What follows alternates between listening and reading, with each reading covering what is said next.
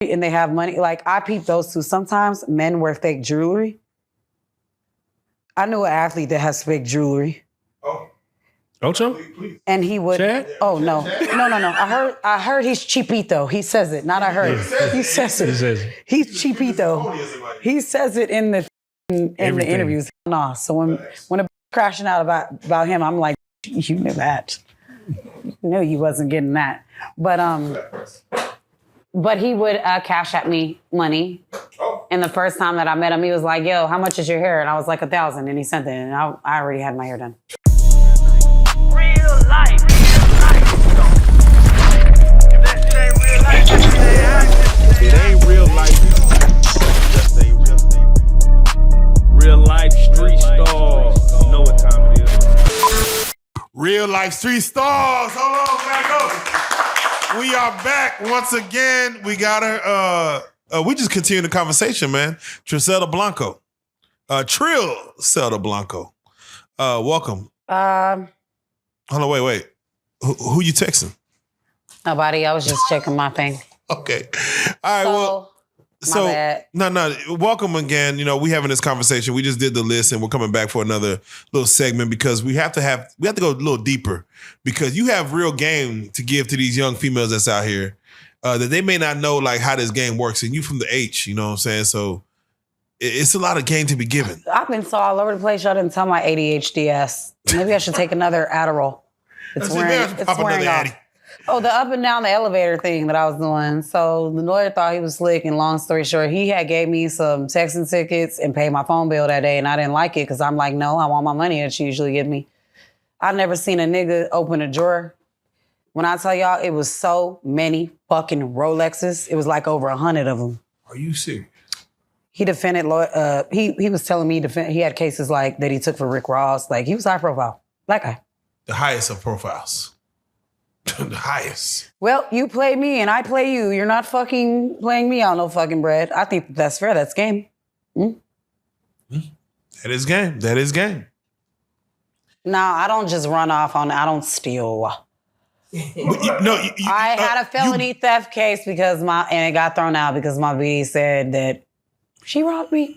Yeah, you borrow. You don't quite. Nah, it's not even that. It's just that that's part of the game. You know what the fuck is going on, especially when you a regular, so you're not finna play with me. So yeah, that day. When you a regular. In that building where we all lived in, I helped myself to a rollie because I was like, well, he won't notice. You got I'll take one of those ones. So when you ask me if I had like, I don't call men tricks because I feel like, I say sponsor because I feel like be appreciative when you have somebody that... Yeah, sponsor is a better word. Be appreciative when you have that type of clientele or that kind of person or somebody or multiple people that give you an allowance, or every week when they do see you, they're giving you a couple, thousands of dollars, 5,000, they'll give you 10. So... Do you feel bad if you're considered a tax write-off? Like if they... throw money at you, give money to you, they write off on their taxes as like business meeting? It's business, it's not personal. Why I gotta feel bad? Okay, just making sure. Mm-hmm. We set a precedent. All right, well, let's go and jump into it. What I was saying is, so I helped myself to a Rolex and he ended up asking me for it and I told him no. And I really was shitting bricks. He wanted his, like 2 days he wanted his Rolex, he wanted his Rolex back. Oh, he noticed. He wanted it back, he noticed, and you said no. I'm telling you, he opened the drawer. I only knew the Rolexes were in there, and it was so many. And there was like this big, brand new one. You could tell it was like a new one. The new bitch. The newest one. You didn't take the bottom. Because it was sitting on top of the safe. It was like all of the Rolexes from old to new. Yo, I thought about it, but I would have been sitting my ass in the jail. Yeah, you supposed to take the inconspicuous that one, he was gonna go to hell. So I was like, he think he finna go to sleep and play drunk tonight. Wow, damn. So wait. So you was teaching him a lesson. You was like, let me give you your first lesson. Motherfucking bitch on the elevator that lives in your building, right? And play with her. Let me give you your first lesson in how not to treat him. He played. So On the Mac. What I did when you asked me about if I had people that spent money on me, and I let you know there was one of the people that did. They danced me at the club, and then they would see me once a week outside the club, and they would give me $5,000 or more, whatever I ask for, whatever I need. Wow.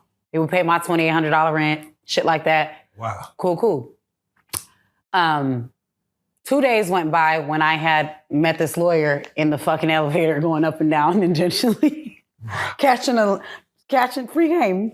Hey, you live in a nice ass building, go penthouses. Hey, go up and down, and you the only fucking young bitch in that bitch. Oh, you saying you would catch an elevator up and down just to meet? Hey, listen, I used to go downstairs to the lobby just to see who pulling in.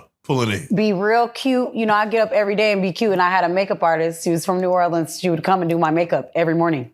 It was set. I was paying for makeup every day. Just to look bad in your own apartment. Hey, listen, because I knew that I was getting money all day. Because that's how I love that shit. All fucking day, making money.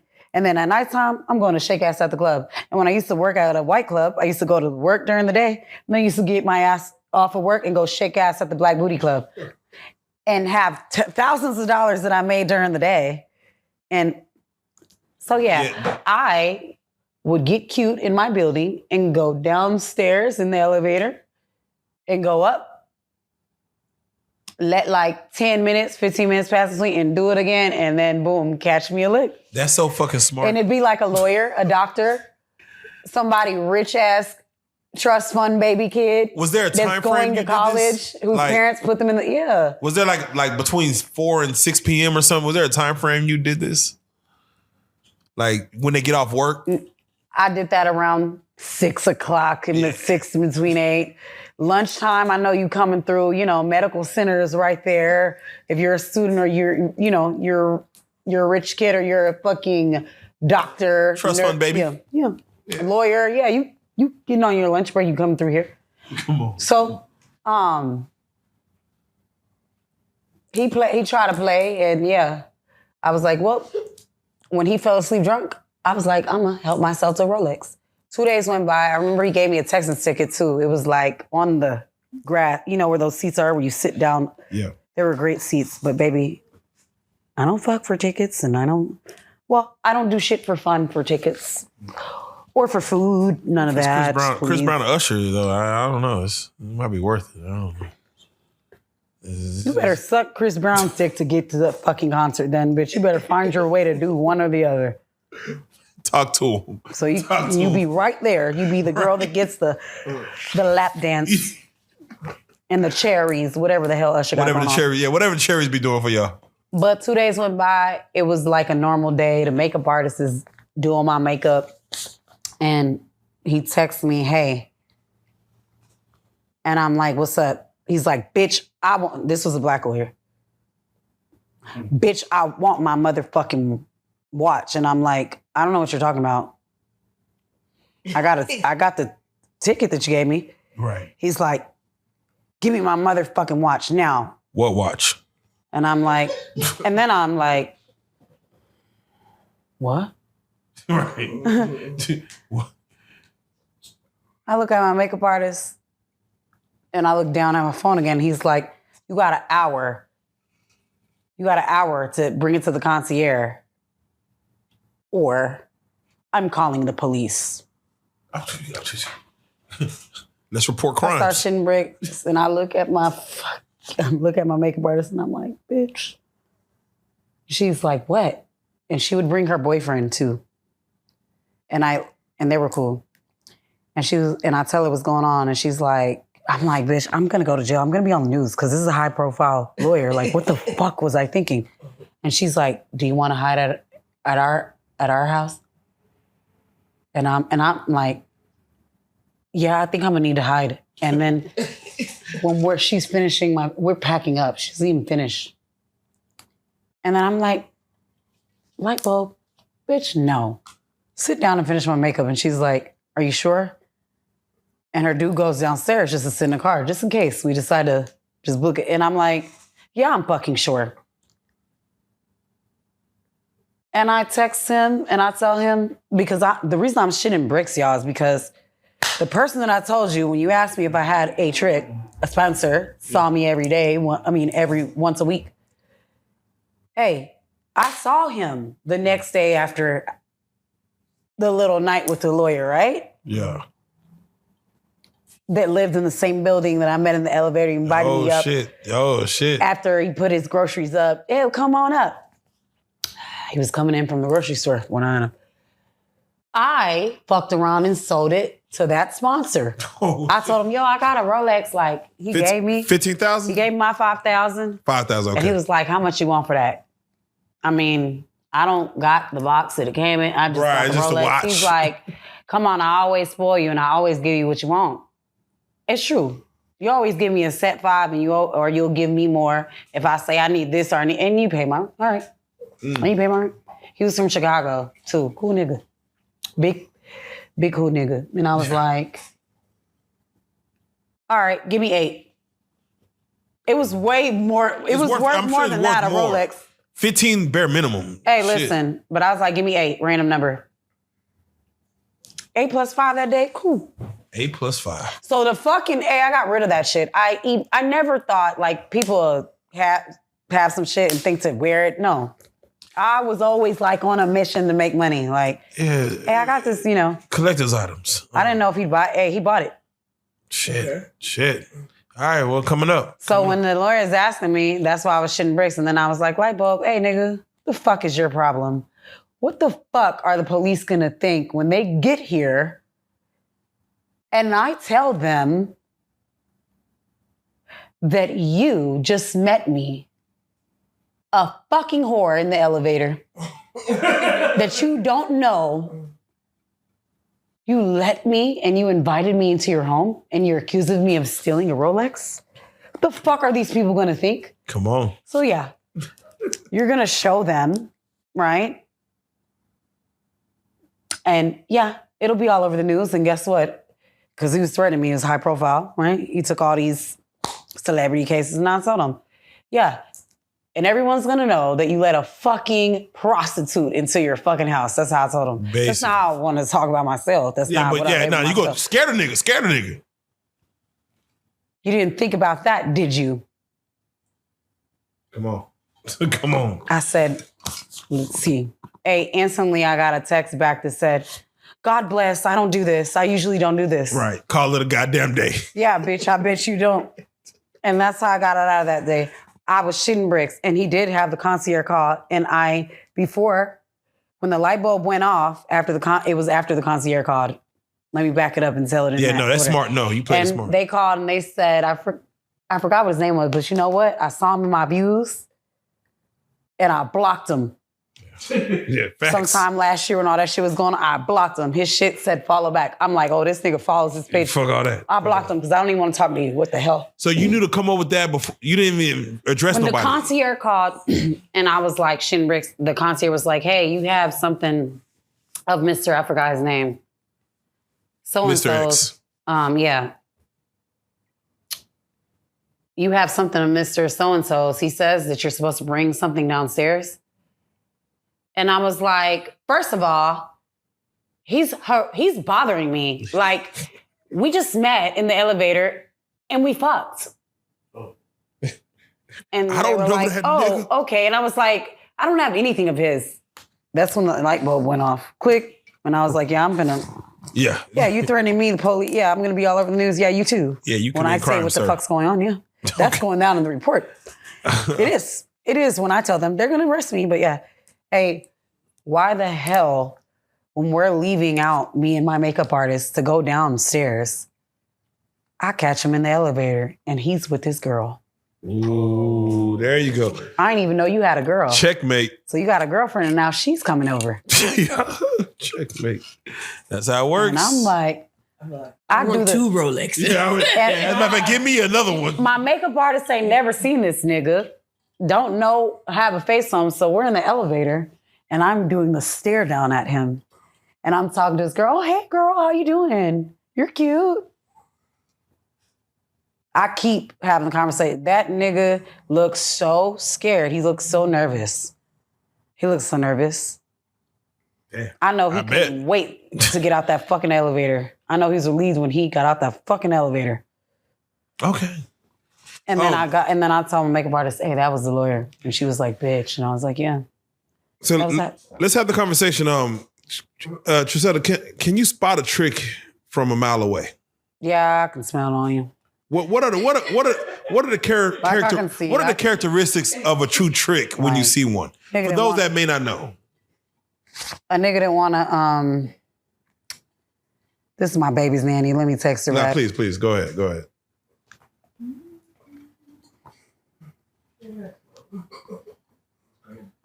Where, baby? She said I can spot him. I can smell him. Like a velociraptor. I could sense him. Certain cologne he wears. Yeah, certain cologne he wears. That musk.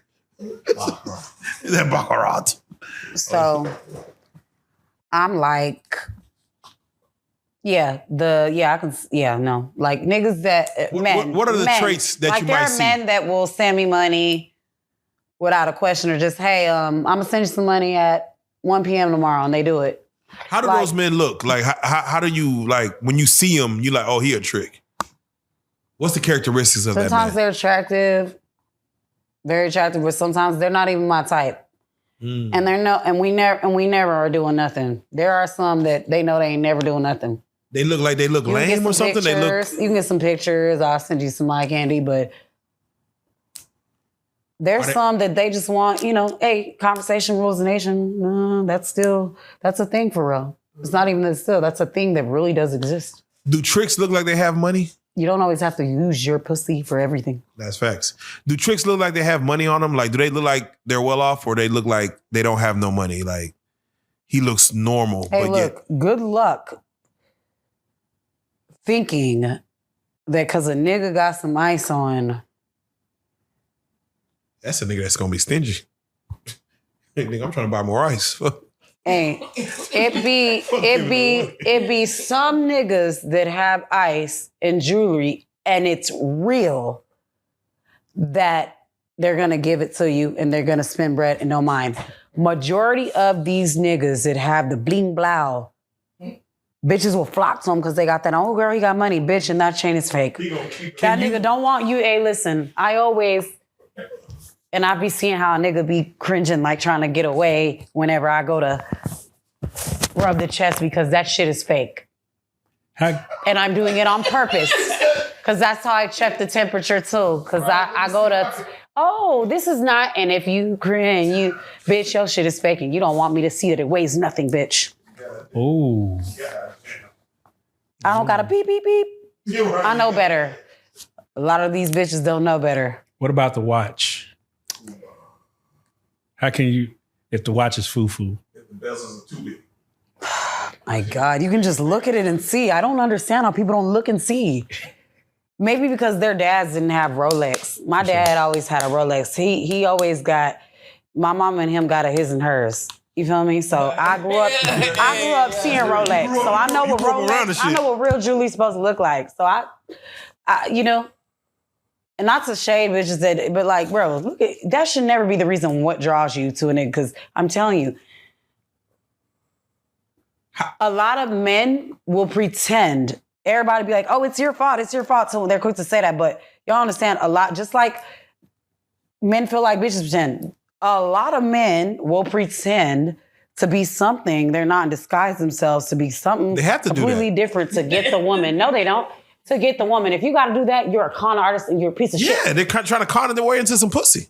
And that goes, and listen, that's why I don't feel like I'm a finesser. I don't believe in that because, and that's teach its own. If you want to be a finesser, hey, listen, finesse away. But I like to just say, hey, listen, because I feel like I'm going to get more. And it's going to be longer, longevity, like it's going to last longer if I'm just honest with you and tell you, look, I need $3,000. I'm just throwing a number out there if that's how much my rent is. I'm not going to be the bitch to be like, hey, rent is due. And bitches ain't really never, for real, a lot of these bitches ain't got no apartment and they ask you for these couple $1,000s and just really go get a Chanel to stick nothing but their ID in it. That's real. So now you're homeless with a Chanel. Trillselda, let me ask you, for those that be in a strip club, how does a man with money move normally? For those who like, from a girl who's dancing. Some men don't want to throw ones because they don't want niggas pocket watching and they'll tell you that.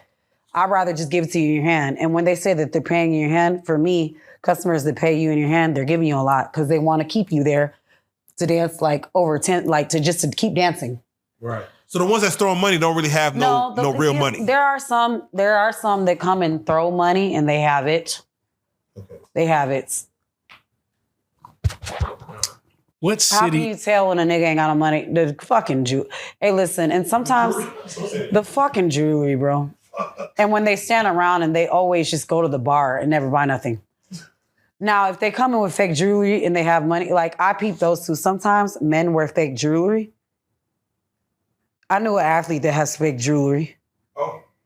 Ocho? And he would. Chad? Oh no. I heard he's cheapito. He says it. Not I heard. He says it. He says it. He's cheapito. He says it in the fucking the interviews. Hell no. So when a bitch crashing out about him, I'm like, bitch, you knew that. You knew you wasn't getting that. But he would cash at me money. And the first time that I met him, he was like, yo, how much is your hair? And I was like, $1,000. And he sent it. And I already had my hair done. we were talking over the phone, not FaceTime. Look. And he was coming into town, first meet up. A female would be like, I need my hair done. I FaceTimed him immediately. Damn, I gave the shit, whatever. That's it. My bad, y'all. My bad, girls. Yeah, I done that. I'm not gonna lie. What city has the most niggas with paper? We know it ain't Dallas because Dallas niggas stingy in the month. Bro, oh my God. If the answer hurts, you don't. You know what? Yeah, you're right. Dallas niggas, they are. Hey, I just because I said you gotta be their girlfriend is what it gives. Yeah. But when I do post and I'm here, niggas be sliding my DMs from Dallas. I never open them because it's not like whenever it'll be like maybe a handful that be like sending the dollar sign or hey, what's up? Like, hey, I got some paper. But it's never how it is when I pull up to Miami and post that I'm in that bitch. Yeah. I get a lot of, when you come to Miami, hey, let me send for you to come to Miami. And they already know, hey, how much I gotta send you up front? I'm gonna book your flight, there and back. I need, Florida. Them Florida niggas gonna give it to you. I love them. You are loved. And them Detroit niggas, they will have a wife and a girlfriend or a wife and a fun girl, and you're getting treated as if you are the other one too. Yeah, no. Shout out to Detroit players, for real. Yes. But damn. With the most money, Florida, Miami. Florida and Detroit. Yeah, shout out Miami niggas. Let me ask you, what is the rules? I don't know many. What are the rules of pillow talking? Like, what are the do's and don'ts of pillow talking for niggas? Yo, stop talking shit about your girl or your wife to women to make them feel like they got the one up or to make them comfortable. Like, that shit is bullshit. That is the no, bro. Like, that is no. Like, to tell your bitch's business or actual business and to lie. These niggas will paint their wife or their girlfriends to be the evilest villain, baby mamas, and the whole time it's them. They're the bad bitch. It's them. They're the baddie that feels like they got the good coochie. And they don't. Well, one would say he's just venting. Nah. Nah, it ain't. No. You know what? I could tell you that I didn't know that somebody was married. They told me that they was getting, separated. But he never, ever bashed his wife. Okay. That if I would, I knew not to ever talk down on his wife. And I never will fix my lips to go talk about somebody's wife. Yes. And I told y'all that once I know what the fuck's going on, I get gone because I don't, And if you're married, I'm going to pick up, you going to come, if you come see me at the club and I meet you with your wife, or you come to the club as a regular and we know that you're married, bitches will go for that and carry on. I just want my paper. The same way niggas do crazy shit behind bitches and they be killing each other, women do it too. They stalk the fuck out of you. I've been stalked before. Really? Hell yeah, but it's like I ain't scared, but it's just like, you don't gotta be scared for some shit to go down. I don't play with that. That's in the time that we're living in. And if your girl asks me, I like to hang up If I find like, oh, you have the wrong number because I'm never fucking with your ass again. So if a man does pillow talk to you, talking down on his girl. You're not really who you think you are as a man. Yeah. And who you say you are. Because your duck's not in a row if a female can come. If everything's all right. If you can't be honest, you don't have enough money. That's a rich man sport. That's a nigga with some paper. Come on now. Because you'll know to tell a bitch, you can keep it real. Hey, look, yeah, I got a wife at home, or yeah, I got a girl. Oh, yeah, my baby mama, she live with me. And I take care of her. We together. We're a family. But don't bother her. You stay in your place, and hey, she's in hers. She over here, she up here, you over here. You can get dismissed. So niggas need to start letting these hoes know that. If a man does... niggas will let you know that you are gone if you go to their bitch about anything. That's facts. A nigga will pull up and slap you about his bitch. That's facts. I done heard about it and I done seen it. That's facts. I done seen a nigga come in the club and slap the shit out of a bitch. But about his bitch. And I moved because, bitch, you know what you did, bitch. Yeah, right, I moved. You know you wrong than a bitch. You know, yeah. Imagine pulling up to the club, you in this club and paying $100 to park. And boom, and boom, this nigga done pulled up on your ass because you done called the fucking wife and told her everything. And boom, and I moved. What do you think it is about that you'll be on? Because for me, my rule is if this bitch DMs me from a fake page to reveal herself like in third person, like she's somebody else or send her friend, because we're women and we know her from her real page, cut her ass off. Find you another fun girl. Not even that though, but if he's doing something for you, what makes you think that whatever little he's doing for you is going to supersede and I'm in this house and we got these kids? And a lot of these bitches do that shit for nothing, bro. They're literally fucking for food. Oh, girl, he fuck with me. You can't even ask the motherfucker for $2,500. You tell him to find another fun girl. Oh, he said this to me, told me he loved me, and he had me around y'all's kids and your daughter, and he told me that I'm just in and out your daughter. Like, bitch, he tell that to every motherfucking bitch. It's like copy and paste. Have you ever thought about you finding him a fun girl? Oh, I have. I do that. Niggas is greedy and they're ungrateful and they're selfish and they still want to go outside and be greedy. When you can call me and say, hey, babe, the night that I don't go out with you, the nights, hey, is it cool if I bring this girl that, you know? And I'm like, yeah. And I'm already out somewhere else because like doing some low-key shit with my friend. And I leave for my friend, for my girl time, to meet you at the house so we can have fun with a bitch. And you want to go outside and still do what? And then don't bring a bitch that you already tossed up without me, bitch. Because bitches tell. Oh, they tell. And yes. The banana pillar, it's me, baby. They get there and they love me. They like me. They see, oh, she's cool. So how do you know? She's cool. She's not what he says. Bitches meet me and they be like, yeah, she's a vibe. And they get comfortable and then they tell it. And I'm going to keep giving her shots and letting her throw back. Let's get comfortable. I want you to let loose and tell me everything. Yeah. Don't do that one. Don't bring a bitch back that you already been fucking around with. Free game for the fellas. Because yeah. So do you believe there are any niggas that are monogamous? I believe that there are men that will be monogamous, that will be all about you. Have you ever came across one? Like, have you seen a nigga, they're clingy and they're fucking annoying and they don't let you breathe. Nah, it's not even that. You can be monogamous and about me. I think that's separate. When you get asked, do you date arrogant niggas or why you always want to date a nigga? Come fuck with a real... I can't because you think, when you're bold enough to say, come live a regular life, oh, baby, no. We probably won't eat some days as much as I want to. I like to eat. And another thing, I like to spend. So, and I'm not just going to spend, you know, I mean well. But I can't because those, I feel like, and not just with me, with certain girls that look a certain way, beauty is your currency. So you gonna command a certain income. Certain niggas will be clingy and fucking annoying. So I don't want you to be ugly and unattractive.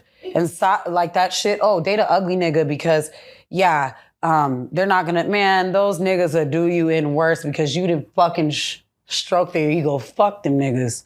I'm not doing that. Hell no. I don't think that men are meant to be monogamous. I think we are.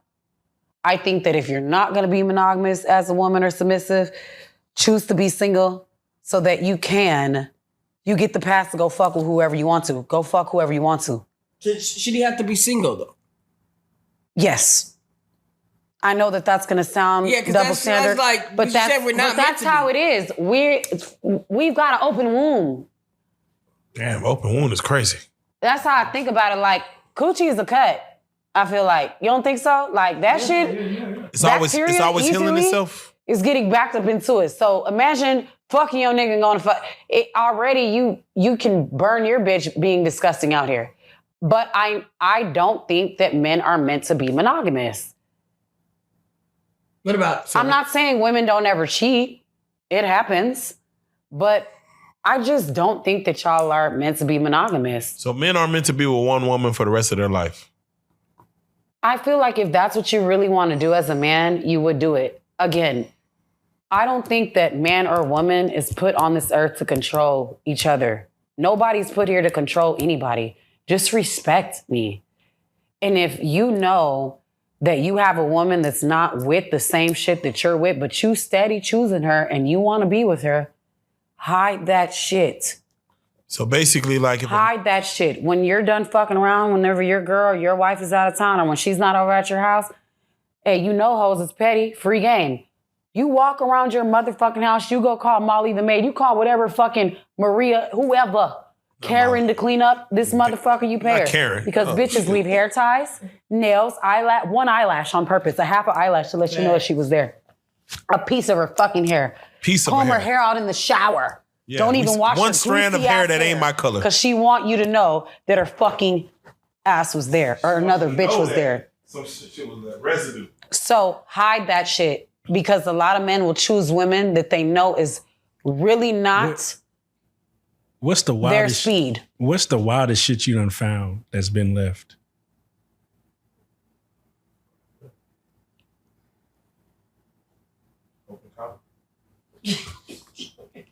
Vagisil.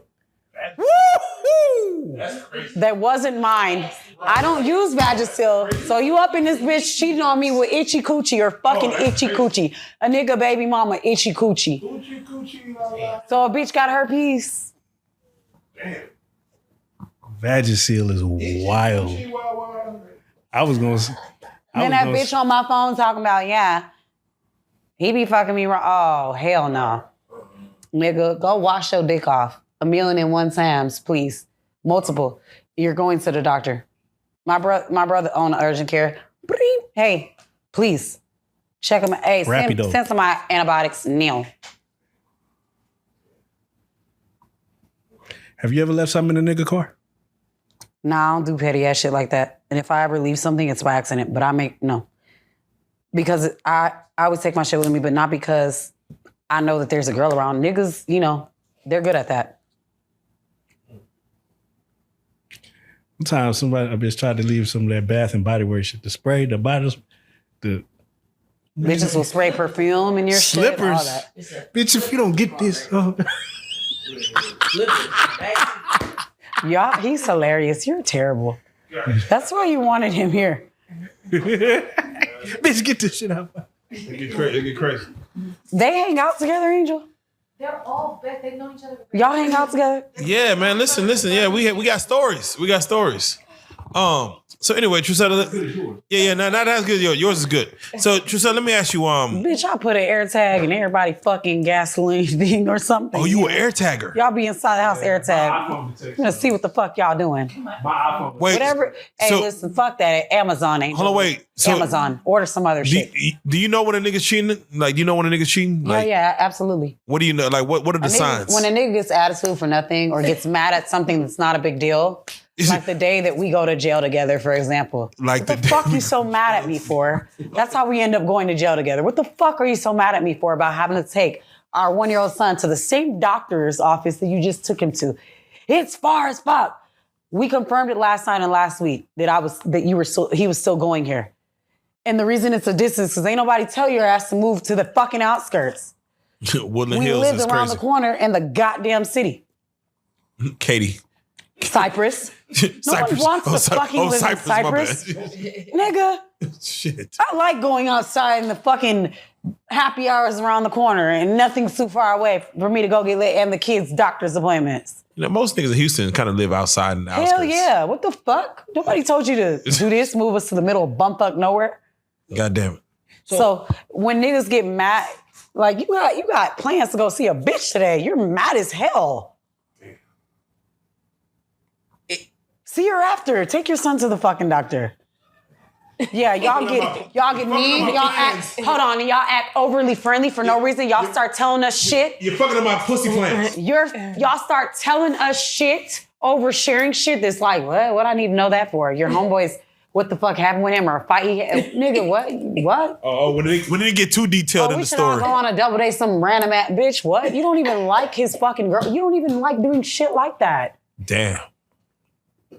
That's real. Nigga, what? Oh yeah, why Honeycomb Brazy when I went to the interview. I'm giving y'all an example. I went, this true story too.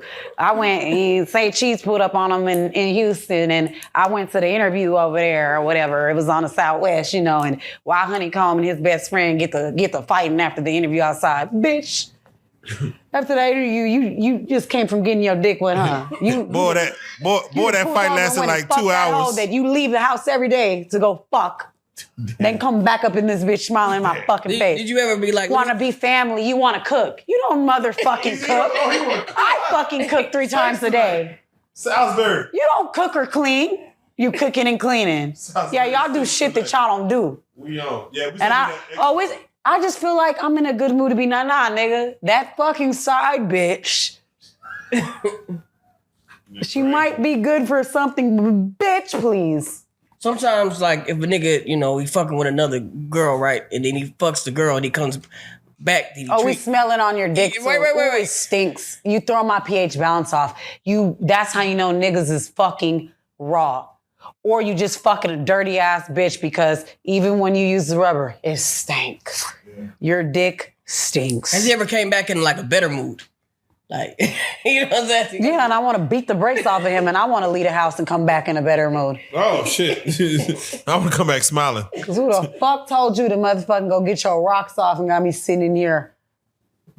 I mean, you better come in this house like you had a very stressful day at the goddamn studio at work. That's how they want y'all to come in the house. That's how they want you in the house. Come in this bitch like downtrodden and beat up from the world. I don't need to know another bitch made you smile. Ho, the fuck? I'm trying to make sure a bitch can't make you smile. A bitch, when you loose still and you want to do what you want to do, a man to me will change when he wants to. All these fucking rules and cap on, well, if it takes him this long or it's been years that y'all been together and he ain't proposing, he ain't getting married. Hey, listen, that's the problem with bitches now too. This bitch Vicky would motherfucking come and be like, if he wants to marry, men know within 6 months, girl, shut the fuck up. Shut the fuck up and go outside and turn and touch some grass. Because how you know that every time, what you don't know is every time this nigga proposed to me, I'm the one that didn't get, that was like, I'm chilling. I accept the ring, but hey, look, we don't have to do that.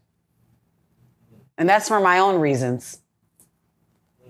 Not because I got a problem with commitment, because like, I want to make sure of some shit. And I ain't got to go into details, but yeah, he's never going to be faithful. Bitch, voila. You believe that a nigga is your man all the way from a whole nother city while his baby mama lived with him and he got a family at home. Now, True story and an example. Trillselda, let me ask you. And I ain't mad, ho, because you one of the many. You won't be the last. Now, let me ask you. If you seen a man bitch can have a baby and it wouldn't move me. You want to know why? Because if you think also that a nigga won't do you worse. Bitches be thinking they special. He would never do that. He don't play with me. Hey, bitch, please. They'll present you with some shit that's not even real, paint a picture, because they're so mad trying to figure out why you and where'd you come from. Because, bitch, I've been here over a decade, ho. Go outside and touch some grass. You're a fucking idiot. Yeah. Okay. He said, you're a whore. You're a whore. Yeah, well, he loves it. He loves this whore. He loves me. He loves it, bitch. He loves this. Yeah, but you love him too, though, right? Come on, keep it honest. Keep it real. Yeah, keep it real. Keep it real. Real life. You gotta love him. In some form of fashion. There's a Memphis match. We want to fix it. Yeah. We gotta make sure it's right. Hey, listen.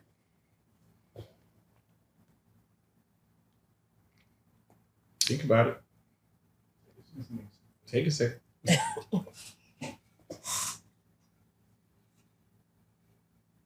It's your baby daddy. Oh, y'all always do that shit, everybody. It's your, You got kids. I looked at him.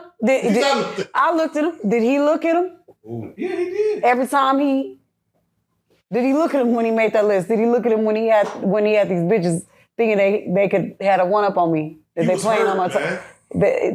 Did he look at him when he was? Yeah. He was hurt. He was hurt. Well, did he look at him when he was? Did he think of me when he was running through all the malls of Miami and then backdoor hey, acting like he's been at his room though? Yeah, all right. He probably did. Got a bitch next to him telling her to be quiet. Bitch, please. He probably don't think about nothing about them hoes. Like they just hoes. No, I don't. I think that y'all are. Yeah, they're hoes that get buttered up. Right. And that if a nigga make these hoes feel so comfortable, go. And I'm never. Hey, listen. For some reason, painting the picture that I'm crazy or whatever, I mentioned some of these hoes because it's a true story and it's my real life.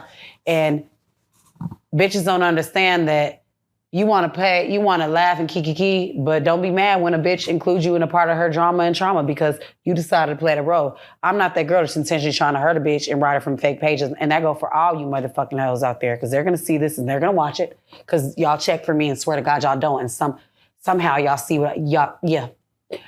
Okay. That's why y'all write from fake pages or send your partners or write from your real page or come lurk from your page because a nigga was just at your house last night. Damn, not last night. So you want to see now what he doing when he get home with me. Damn. You a stupid hoe. You're a duck. Sometimes when they look at a beautiful woman like yourself, they feel like, wow, she's sleeping. So I want to make this very clear. I'm never mad at no hoe. But what needs to be said is take it up, and that's with any bitch that's on the side or getting played or finding out that this nigga is lying about. Take it up with him. Be mad at him. Charge him up. Stop going for the girl. What you so mad at her for? Don't go for the girl. Go for the nigga. Ain't no way a nigga giving you. It was in that. It's not no accident in the coincidence a nigga keep getting me pregnant. Come on. Ain't no accident.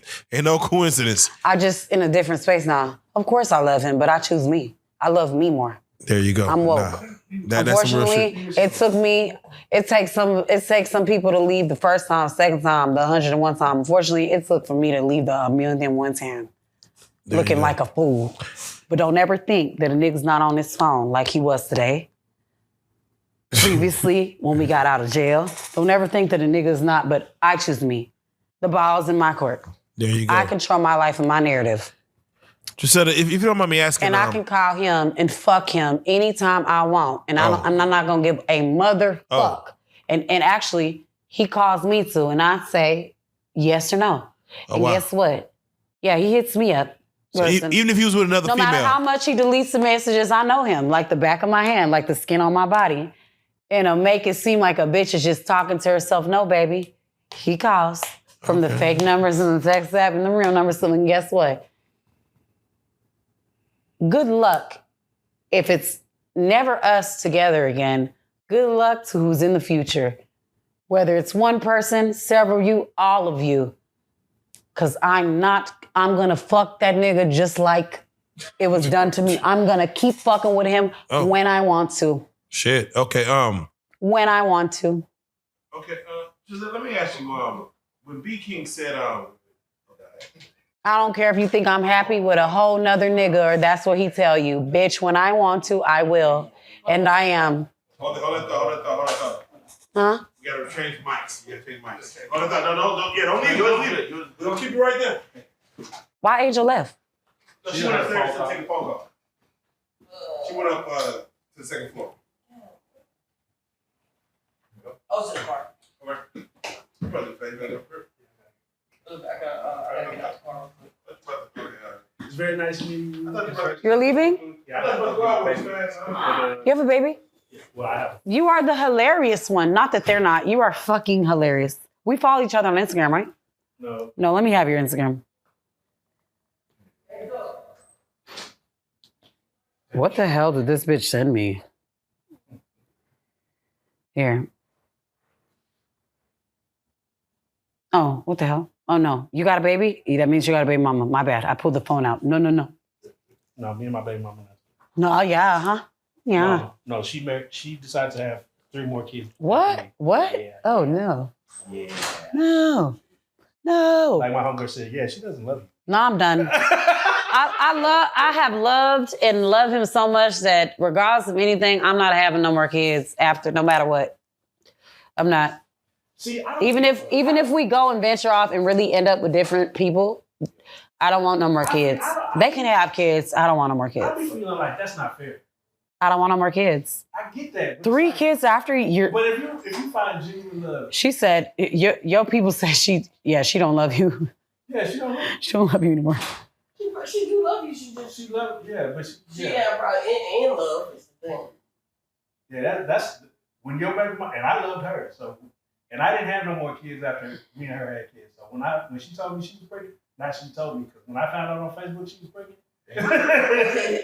nigga, I was distraught. Yeah, y'all would be distraught because y'all think a bitch gonna be there forever, and then when you find out, I definitely took it for granted. when you find out, I've heard those stories from men, and you, The woman's fed up. a guy told me recently, like when I started going back to work, I started at Peanuts. He told me that he went and moved on or whatever. Second baby mama, he has the baby. He caught his baby mama fucking another nigga in their crib. And I was like, that's disrespectful as fuck. That I can't vouch at all for a woman. Like, you don't never do no shit like that. Already that men do that. Men do that. Y'all fuck a bitch in the same bed where it's your home, and a bitch, well, your girl will never know, right?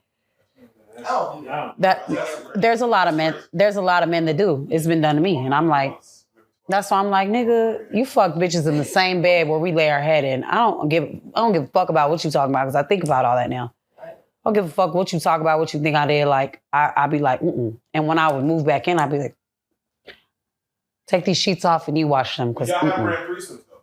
Right, yeah. So how is it different? Because I know.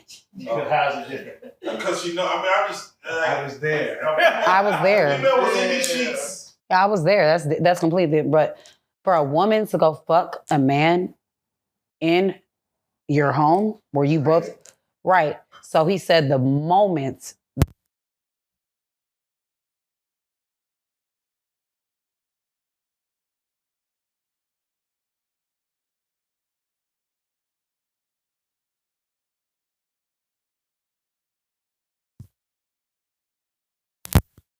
Should have been doing. I was lacking in some areas. You know what he did though? He said the moment that shit happened though, he said he caught him, he walked straight out. He didn't lose it as in he went off on the nigga. He was fucked up. He was distraught. So distraught that he remembered the first thing he thought about was his baby mama before that, he was his girl before that. He said, I immediately called her as soon as I walked out and I told her that I'm sorry. Niggas have this is a nigga that I just met. Niggas have post-nut clarity. That literally, like, on some cool shit. Man, I told him where I was eating at, told him pull up. He came and paid the tab or whatever, cool, whatever. But he told me, yeah, he told me that shit. And I'm like, damn. So y'all do be distraught about certain shit, but in that moment, that man literally, the first thing I said, like, you literally walked out of there, and he said, yeah, I did. I didn't get in the car first yet. I didn't do nothing. I was so fucked up, and I immediately felt the hurt that I had caused and the trauma to my girl before that, my baby mom before that, and I told her I'm sorry. that I understand now what the fuck that feels like. Because he said he cheated on her so much, he dogged her ass. Yeah. Nah. She accepted the apology. See, another bitch, sometimes bitches be like, that's what you get. But nah, she was like, he must have been, and I'm thinking, she accepted the apology and talked you through it because, damn, she must have felt the hurt. And like your voice, something like, because, people will laugh. Yeah. At shit like that. 50 more minutes in? Yeah, they can stay. We only got 50 more minutes left. Damn. I'll try to go out fast. I can't. I'm still fast. Oh, okay. I get it. I won't push against it. Now take discipline, man. No, when we went out with Big Homie, we just walked in there and somebody's like, Big Homie, and they all shot for everybody. I just put my shit on. See, that was temptation. Yeah, no, that was nigga. You know how often I get a free drink? Facts. You just that nigga. Yeah, thanks. Nah, Nigga, I don't gotta pay shit. Nah. You gotta change hers, right? If I have a real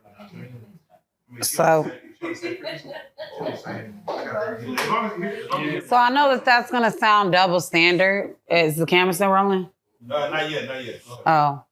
But I mean I can say it on camera again, but One is on camera? All right, hold on. no, I can say it on camera again, but I want you to say it on camera. okay. Check. Don't talk about double standards. Mic check. Turn down the volume and Yes, I know. on the actual thing. You see it? Hey yo. Check. Hey yo. Can you hear me? Hello? Hey yo. Me? We rocking. What's that? This is the microphone. Hey, I'm just. Hello. Hey. Hello. Does it work? Hey. Oh, okay. You got the other one. I'm like, Yeah. No. Did you plug all the other ones in? No, I thought I had the only one. Oh no. Just let me. Hey. So I see. I'm very high. Okay. I'm good. Hey. All right. She's good. Yeah. Trill, say something. Yeah. She's good. Okay. All right. All right. Speak on double standards. Go ahead. I'm not perfect, so I learned this. Everybody learned a lesson. Nobody's perfect, so people can criticize if they want to. In high school, and my mom, she was always so, and I used to wonder, because the shit that I tell y'all to fuck y'all up, your mama did that? And to this day, you're wrong as hell for doing this. I don't give a fuck. I understand to a certain extent, but I don't give a fuck. Wrong as hell for doing this. She would snitch on me to the niggas that I was talking to. I'm in middle school, high school. You're not supposed to do that. I'm not doing that with none of my kids. I don't give a motherfucker. You're young, live your life. Why does it have to be a fucking rule in middle school, junior high, and high school that I talk to one nigga? Get the fuck out of here. Get the fuck out of here. I'm not doing that. Were you supposed to be with that one nigga you were talking to, or? What the fuck? Why can't I talk to multiple niggas and have them on my phone? Are you crazy? Well, I ain't gonna lie, there's a story I got on my daughter. Nah, but I'm saying I got my daughter for doing that. Nah, but I'm saying I'm not saying fuck them all. That's not what I'm saying. But it's I know that you got on your daughter for doing that because from your perspective as a man, I don't know your reason, but I'm just gonna assume that you know how niggas are. I'm gonna tell you why. Because when they're in high school, especially. No. I get it. Yeah. Proximity. I understood to a certain extent why, but let me reiterate what I'm saying. Cause cut that, what I said, please. Okay. What I mean is to go snitch on me, you tripping. You do not do that. She let two niggas into the house that came knocking at, one went to the nigga's job. He went to the nigga's job that I was dating in high school, and he was wrong as hell. He was a grown-ass man. He was 21. I'm underage in high school. I'm 15. Yeah. I decided I don't want to fuck with you no more. I don't want to fuck with you. I ain't gonna lie. He was fucking with me. He was a pedo. I don't give a fuck if he see this. Yeah. Because you'll be a fool to jump in them comments and acknowledge that this was you. And come to find out, this nigga was at the other high school that wasn't too far from me and known for fucking with them high schoolers even as he got older. Grown niggas be traveling high school. Even as he got older, I ran into him at the mall one time and he was with a bitch that was in high school. And I'm like, I never would look at him because he was my stalker. He stalked me. You didn't even know that this nigga chased me down. I couldn't even tell my mama things like this. I just had cut him off and said, I just don't want to fuck with you no more. Like we were fucking. So what do you feel? So when I was like, hey, look, I just want to be a teenager like normal. I'm gonna just talk to the dude that it's my boyfriend at school. Like, you sick. Oh, the nigga lost it. He kept blowing up my phone. And wouldn't take no for an answer, I wouldn't answer. So when I'm leaving school, I leave early than everybody, like after second period, because I'm in the work program. Wow. My junior year, this nigga is in the parking lot when I'm getting to the car. That's how they move. And he's chasing after me that I sprint from the back of the fucking parking lot. Not you running. All the way back to the front where there's an officer in the front and the lady that sits at the front desk that signs you in and shit. And the nigga was on my, like, I sprinted. I could do a mile in 5 minutes then, you know? I got the fuck on so fast because ain't no telling what the fuck he was gonna do to me.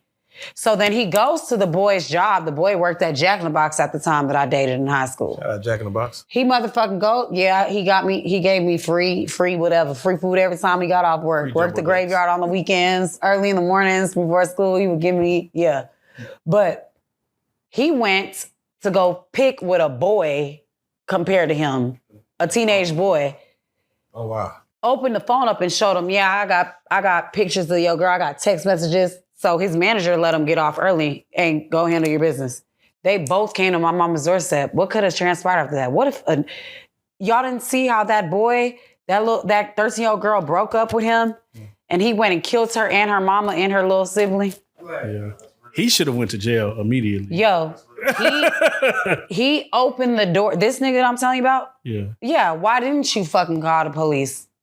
How about if this nigga, when you let him in, he was so crazy to do that you didn't even know this. My mom didn't even know that I was going through this shit. The same day this shit happened that he pulled this stunt. After he couldn't get up with me at school. Because I was breaking shit up off of him. I was disgusted. You ever just felt disgusted after? He was getting too serious with me. It was like, I realized like, nigga, no. I'm trying to go outside and wild out still. Even that, I was going to parties, all that. So he's like, so my mom opened the door and I opened the door first and she was in the kitchen. I guess she heard the commotion and I'm like, nah, y'all can't get the fuck off my mom's doorstep with that. Like, y'all can't come up in here. Hell no. Hell no. My brother dad on the way home. Fuck no. Fuck no. I shut the door and comes behind me, is opening and let the niggas come sit down in the living room. No. That's no.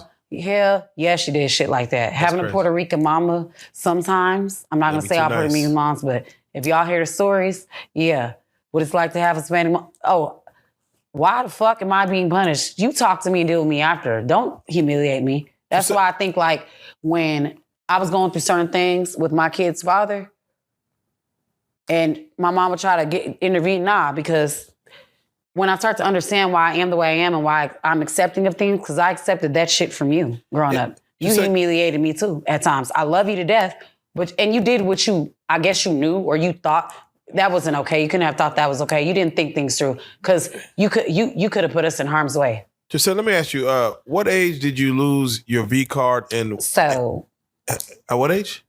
No, I was just saying, so that shit. Oh, I thought you said 7. I said, what the fuck? That shit with the, the double standard thing. Yes, but. That situation got so fucking bad where the boy was harassing me and all that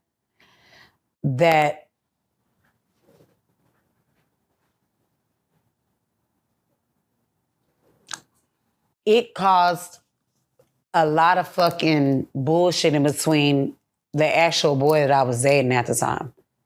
And bitches was messy, they was the ones that had, like, helped the nigga. Because this how throwed off that nigga was. He had already ran through a circle of hoes that was friends at school.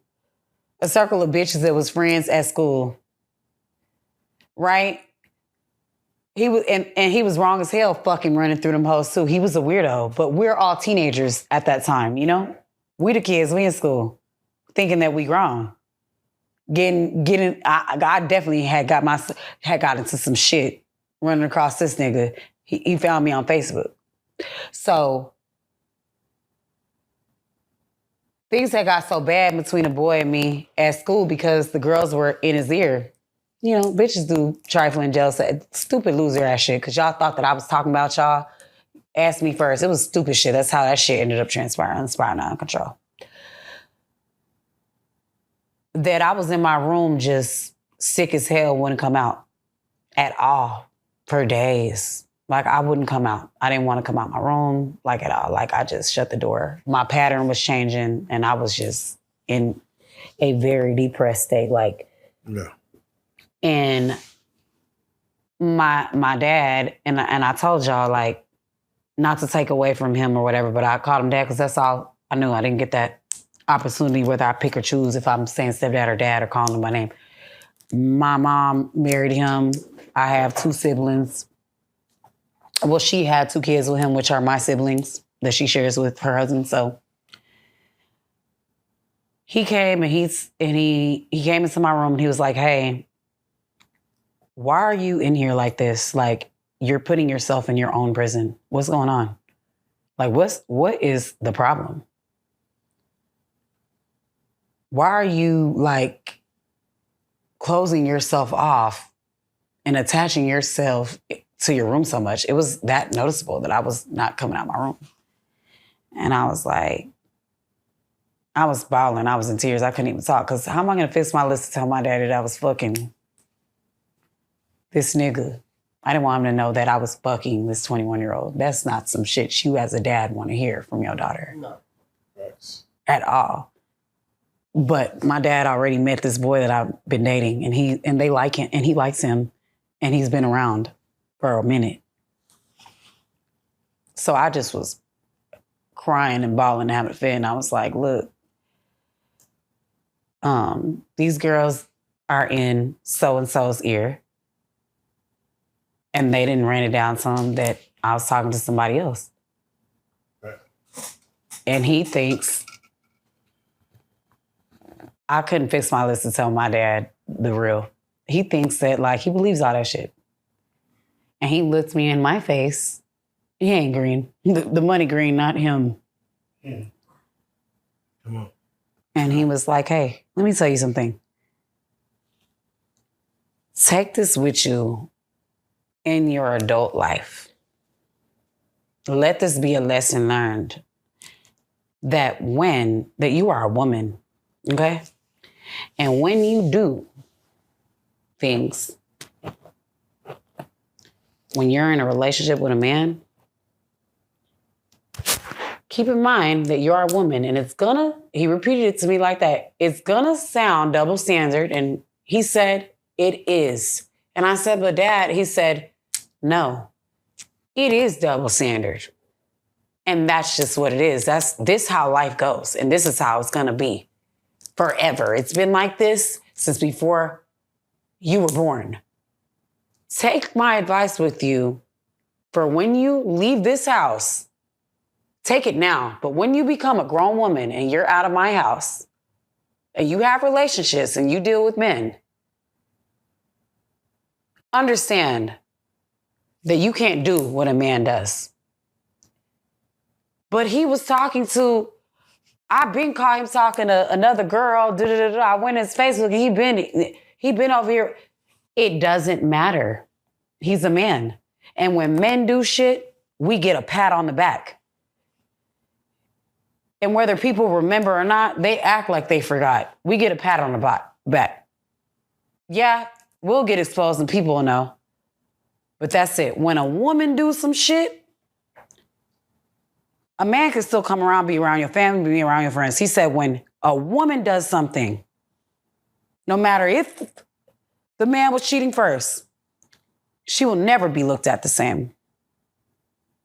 And most importantly, to the man that she's with, it's forever gonna live right here and replay over and over and over in the back of his head every time he looks at you.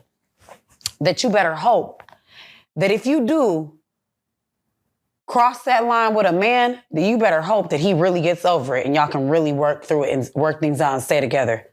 He said that's not gonna work. So don't be out here trying to do what a man do. You stay in your place. You are a woman. So hell yeah, when you asked, does a woman have to be single to go do what she wants? Absolutely.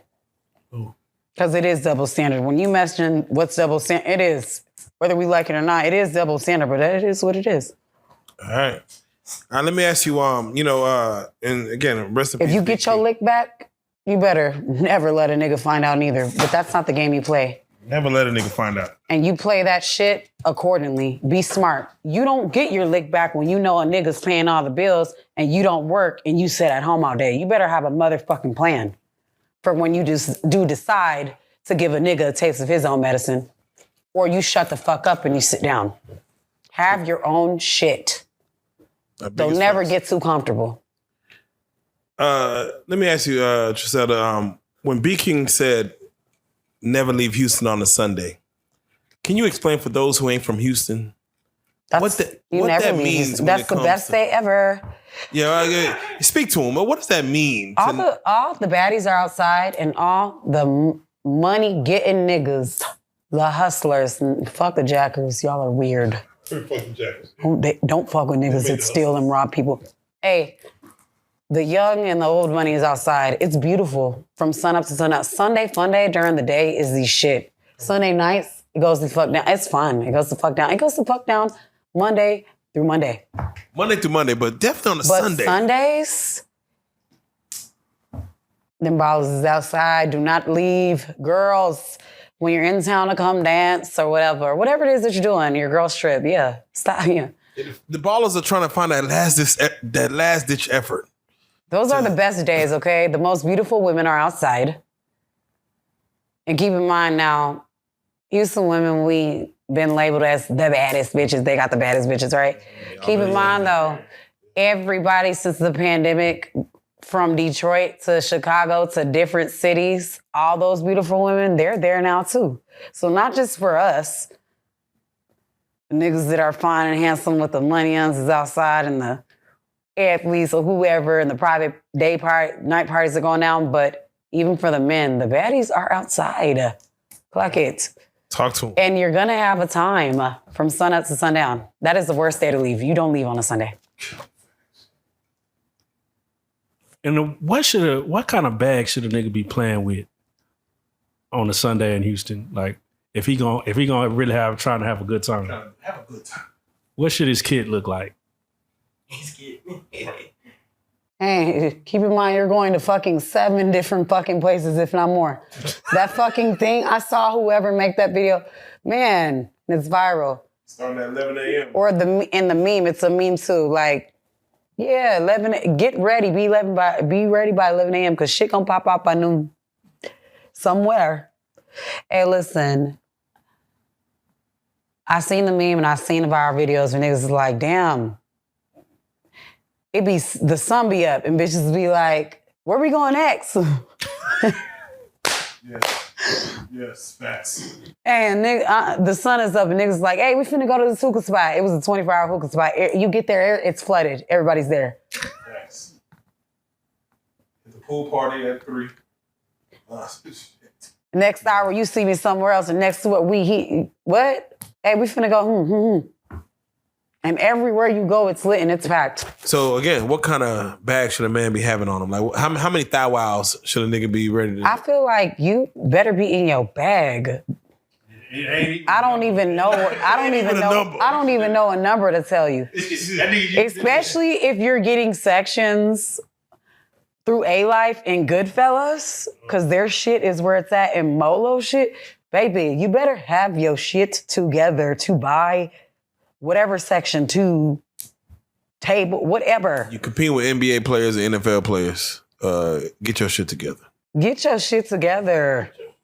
Get your shit together. So if a nigga do want a bad beat like, you know, like yourself, and they like, hey, I'm trying to others track that are better. Huh? Yeah, batter. Yeah, I'm trying to track something nice. Because my mom always told me, hey, listen, always be smart, because you know what? There's always gonna be badder. There's always gonna be skinnier, thicker, better, bigger titties, bigger, whatever. You have to, you know, as a woman, and that's why I'm not a fucking hater. There you go. I'm not jealous of other women because of how they look or what they have and what I don't have or what I want and I don't do that. Because I understand that. So what in his section does he need to have to grab someone's attention? Does he need to have some bad bitches already? A bottle already flowing? Like, what does he need to have to make it look like, hey, yeah, we on? I'm just saying. Where you work at, that always draws. You working tonight? Okay. That means, you're going to come see me? Why are you inquiring? Okay. Or, hey, I done been out at, Joey's Uptown? Hey, how much? Hey, how much? Oh, wait, I walked to Del Frisco's after me and a friend, we got put out of Uptown Joey's. We got put out of Uptown Joey's with some people, with some boxers. With a boxer. Hey, we got put out, cutting the fuck up. They were cutting the fuck up already. So when I got there, it was the last straw. So I walked across the street to Del Frisco's, and this guy was like, hey, look, how much? It be shit like that. Niggas be on it. I'm just giving you examples. Or I was saying that that same athlete, remember earlier I was saying how he was like, I got to FaceTime a bitch to see if her hair's done now. When I told you, he asked me how much my hair was. Yeah. And I was like 1,000, and he sent it. And I'd already went to my hair appointment, and I just got my hair done. I just got done doing it. He also, before he left, was like, hey, show me the price of, we were at the West End, show me the price of that's in the Galleria. Show me the price, that's where his room was at. Show me the price where, just show me the price of a shoe that you want, and I'll send the money. Boy, you know, I went and looked up the most expensive designer fucking heel shoe and showed it to him. And he sent it. And I did not go buy the shoes. Of course you did. I didn't. Of course I didn't. I got the money. The shoe, I can always get. It'll be there.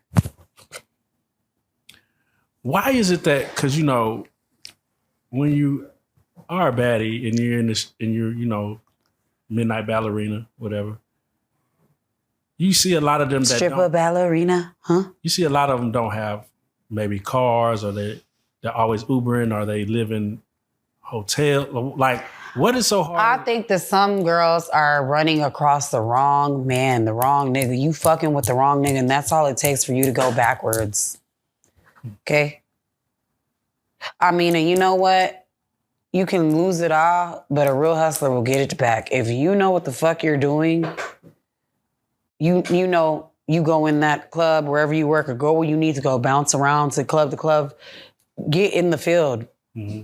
Like I said, go outside and touch the glass. Find out, clock where you should be at, and run circles around it. And get your money, because if you make money and you're the chosen one, you know that. You know what's meant for you. And sometimes I feel like a lot of girls, they go get in the game too, and they got one foot in and one foot out, because they feel like, well, I'll dance, but I'm not gonna do this. And the girls that scream, I never do that. I don't do this. I don't sell that. And the whole time they do it. Like, please shut up. You got to get in the game with both feet in. You can't be one foot in, one foot out. Never say never. Do you understand me? Because I've seen bitches and that shit turn them the fuck out. And even though it turned them the fuck out, they make the money. They don't let it make them. A lot of the times, that too, girls let the money make them. They're not making the money. What are the characteristics? So they going backwards. Right. They fall. When you see a girl, what are some how do you know a girl's not gonna make it in the club? Like, oh, she's not gonna be. Because, man, you see that shit. Bitches go to work and you be like, why are you here? Because it's not meant for you. A lot of girls, they like the outside looking in. They see lights, camera, action. And then when you get in there, you're scared. Or when you get in there, you don't know how to move. It's not for you. Just go clock in. You just want to say that you work at Area 29. You want to say that you work at Flame in Atlanta. You want to say that you work at Magic City.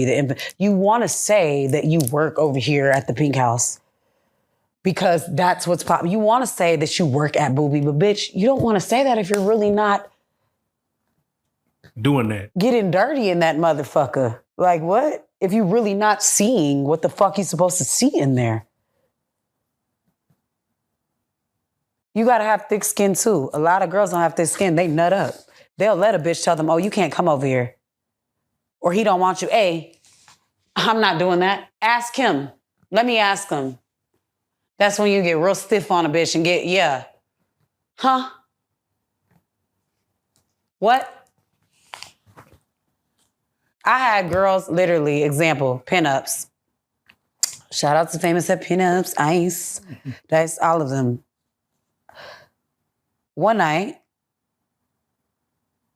this guy goes in the club, and I know I'm familiar with two girls that he come in where I used to work with them at Flame. They come, pinups is they after her. They come in there and the guy gets a couple $2,000. It's on the floor. They said one girl. I got the wristband. Them hoes, a lot of hoes in every club. They'll fucking be thirsty. Hey, they will try to follow bitches that they know get money and try to, you're not stepping over here.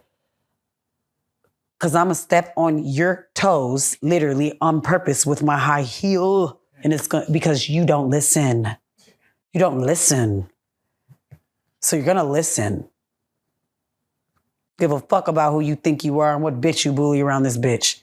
And I look soft, sweet. No, no, no. No. Yeah. These bitches still was not, well, this is one section. So...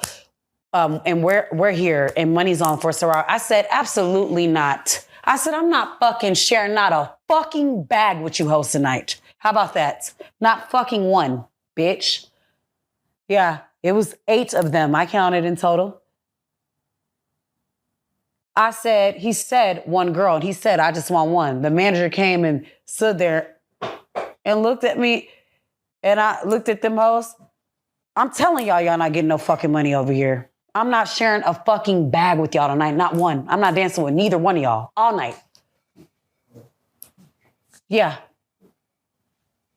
Don't all jump me at once. Them hoes just stood there.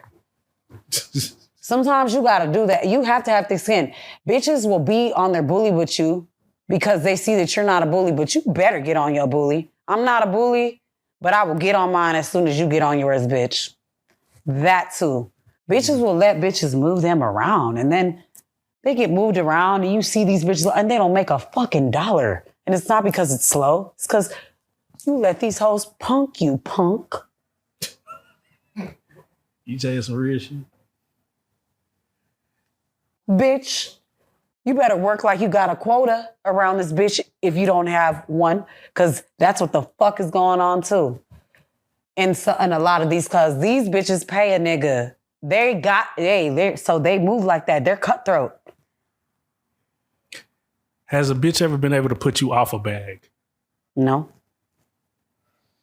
Ooh. Nope. Nope. And I'll tell you this. Bitches tried it when I was at Address. Y'all talked about Address. Mm-hmm. It's a lit. We at the club before that. We get to fucking G5 where they have us dancing at that time in Houston. And I didn't get let back to work after this, but I didn't give a fuck because anywhere I go, I'm making the money. I don't give a motherfuck. These niggas came across me. Hey, man, what's up? In Address, where you going? It was a nigga birthday. I didn't know them. They didn't know me. Hey, I said that come to the after hour. Come to G5. That's where I'm going to be at. I'm going to dance there. They came for me. These bitches swear to God, no. They came and they asked us, no, the fuck they didn't, because I already established that in the club when I was walking through the club. And I met these niggas when we walked in Address together. Fuck you guys. I don't care if we were at Address together. I don't. Because it's all the girls from work that go out with the DJ and everybody and the girls from work at the club. And then we leaving at a certain time to get to work. Because the club get jumping at 2:30. Them niggas came in the club and looked for me. The birthday boy was the one with the money and throwing it. So them bitches dancing, and I call it air dancing. You didn't ask these niggas to dance, and they came for me, and I know they did. So guess what? You know that in Houston, you come, they pick up the money for you. That night, I picked up all the money. And it was a big pile. And hey, that's God walking with me too, the ancestors. Not a dollar fucking slipped out my fucking hands, and I did not have a bag. And I took it to that dressing room and I shoved it in my dance bag. It's mine. I picked it up in front of all the mo's. Now what? You're not even gonna make me bust down a bag that's not yours, bitch, that I know is mine. So if I gotta do the fool, which is, oh, she's crazy. That's the fucking reason why, because I'm bucking back. I don't give a fuck what it costs. Cost me a fine, I'll pay for it, because I know I'm gonna make that money in this house. If I gotta slap you, what's the fine in here? I hate to have to do that. Hey, I know I'm getting fined. What's the fine? Sometimes I gotta get told, hey, that's not exactly how that works. Well, tell me how it works so I can go ahead and pay that. Yeah, you can't let bitches fucking play with you. Thick skin. Do you have any regrets?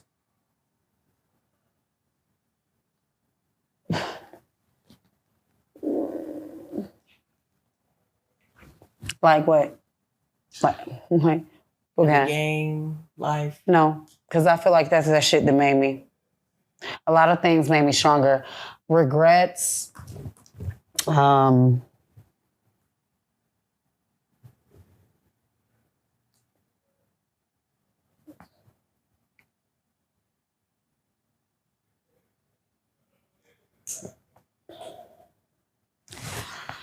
don't know.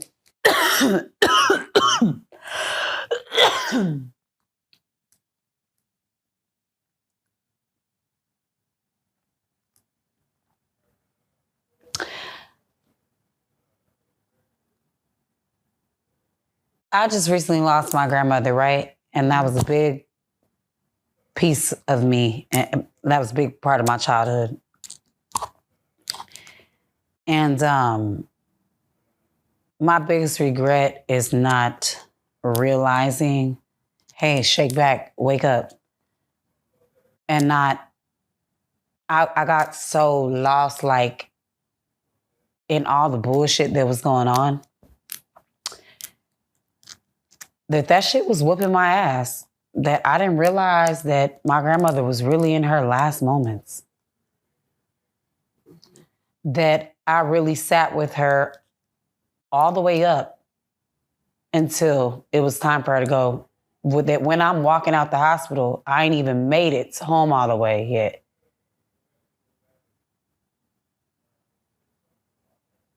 That I'm having some type of hope, like they saying that she's gonna pass in a few hours, that she's not, because she was supposed to pass 6 years ago and didn't. That I get the phone call that she died like last month, that she's gone, and that's my regret. That has really been fucking with me, I got so caught up with what the fuck was going on in this crazy ass relationship. I let it kick me, like, it kicks my ass, and I got so lost in it that I fucking forgot to pull my shit together. Do you feel like you're toxic? No. I can't say that I'm toxic. A lot of people want to judge me from the outside looking in, because it's from the outside looking in, and look at the narrative that a motherfucker will paint when it's mad day.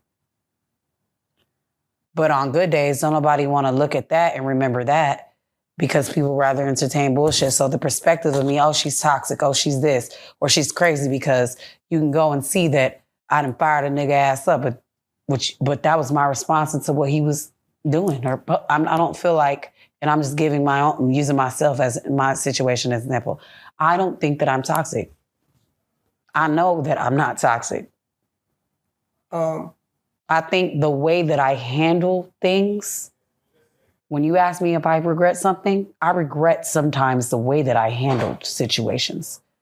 Like, I wish I would have just got ghost and dipped and said nothing at times.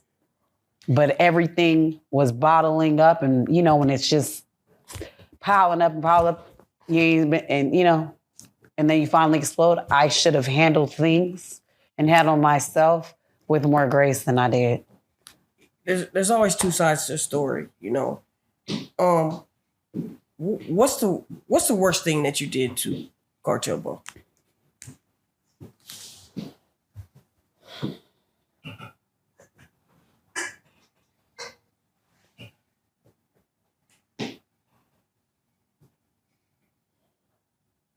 The worst thing. Think about it.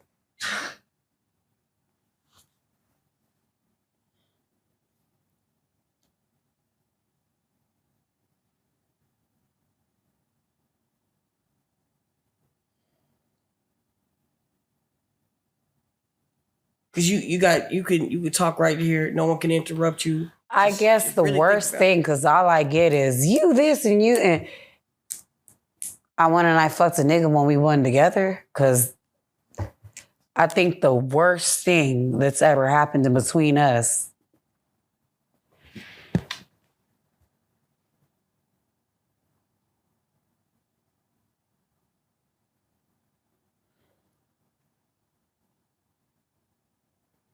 is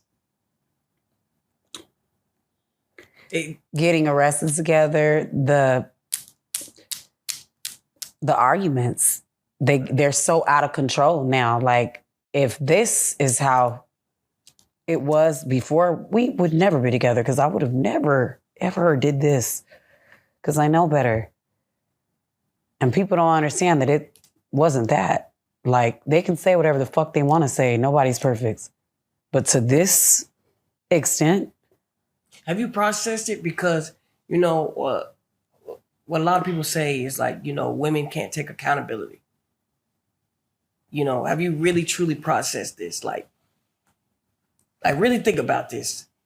Because I have, and at the same time, I've tried. I've broke down everything that I've been through by watching. I was telling y'all, like, videos of psychologists, real doctors breaking down the kind of relationship that I was in. Like, what's the problem? Have you ever done anything malicious to somebody, but it ended up affecting him? I didn't do anything malicious to anybody with the intent to affect him. I don't think that I've done anything malicious to him. I know. I mean, to anybody that it affects him. Like the salt and dirt that gets thrown on my name, like, yo, a win is a win and an L is a L. Take that shit. But yo, I'm not out here putting him in harm's way or in danger. I wish that at times you could go back in time and rewind what the fuck happened. Because I wish I did have some type of way to calm someone down that mentally, and I'm not saying this in a shady way. I mean, I know, I see what the fuck he's saying in interviews and shit like that. It's falling across my timeline, even with me blocking him.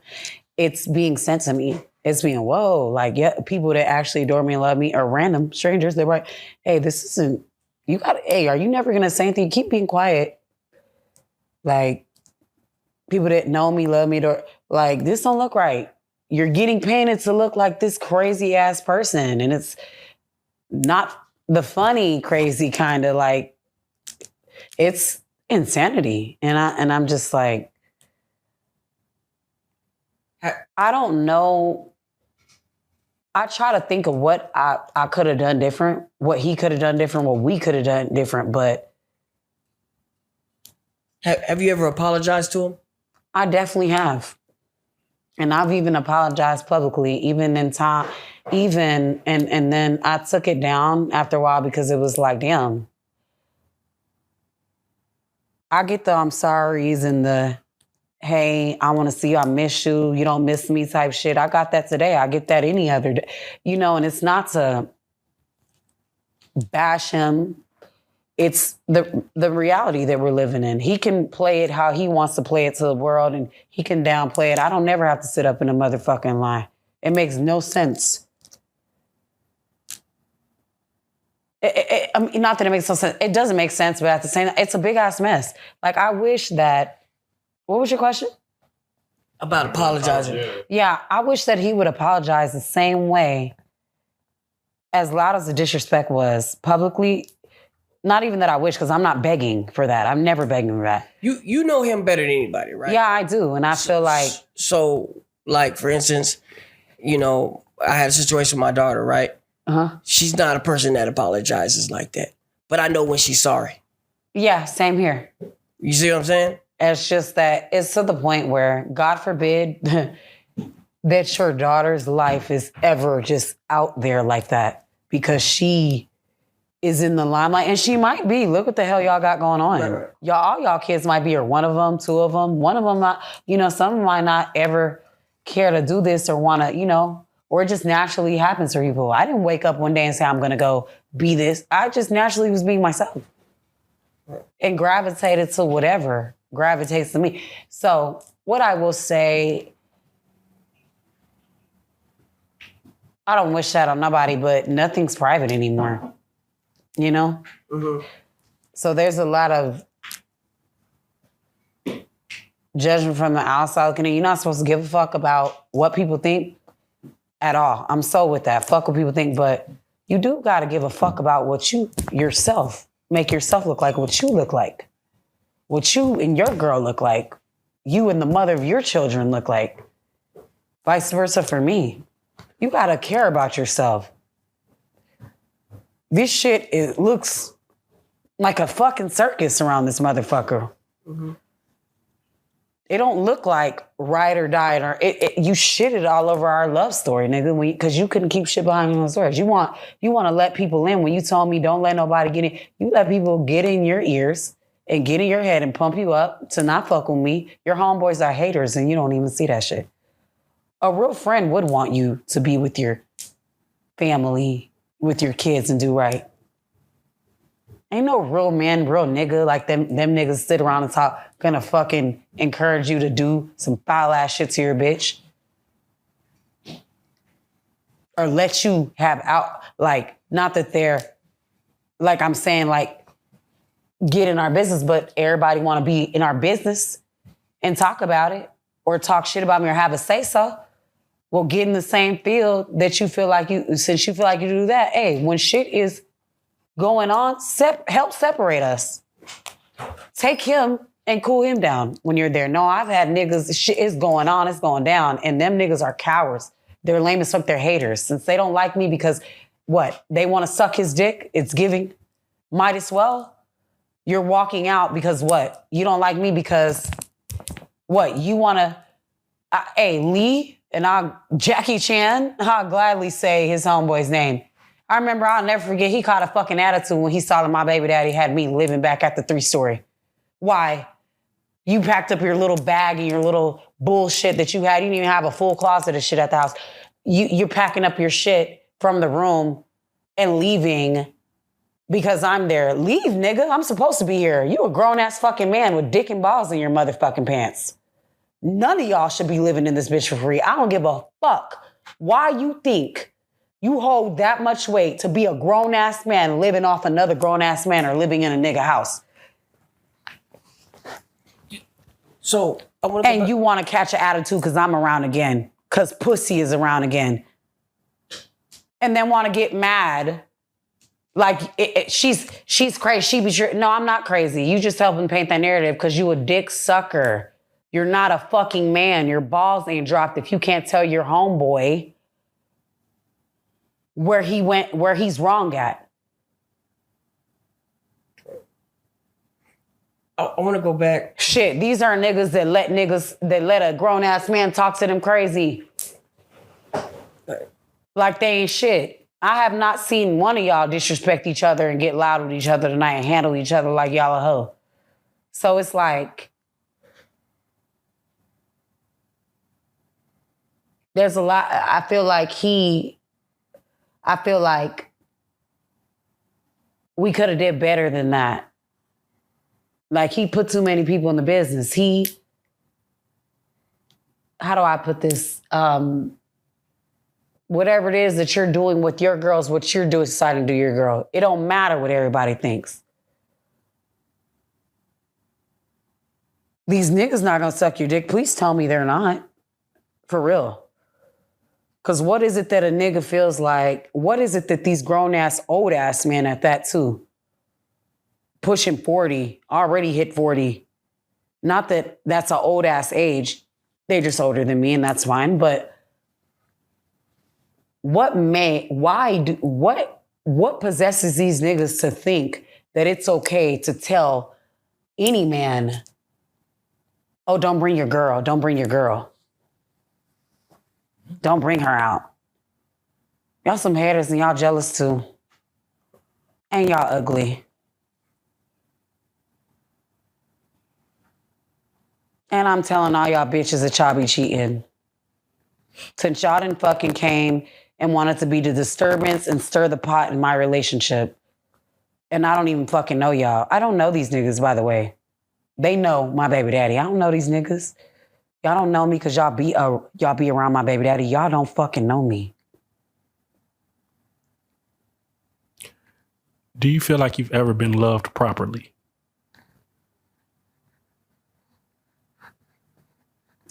Now that I see how things are, no. Because I feel like, and it's not, again, not shading him, I feel like if you love me, you wouldn't do that shit like that. You would calm the hell down. You would not do things impulsively. I understand your mental state. And I'm convinced he can't see it. Because I'm, even today, when he's calling, he's just like, what is it that I did to you? And why are you so angry? And it's just like, I'm not even fucking angry. I'm disappointed. I'm disappointed. You're sitting in interviews every fucking other week. A new interview is coming out and you're talking about me and talking about your mom. Let it go. And I'm not her favorite person and she's not my favorite person right now. But I had to tell him, you the common denominator in that. But still, hey, stop this shit what you're doing. What are you talking about? I didn't say anything bad about you. You didn't say in this last interview that me and your mother were the worst two women that happened to you in your life? Yes or no, you guys? This is the same boo couch we sitting on. Let's be real. Don't filter shit. I'm asking. No, yeah, for sure. He said that. Yes or no? Yeah. Same couch, same place I'm sitting at.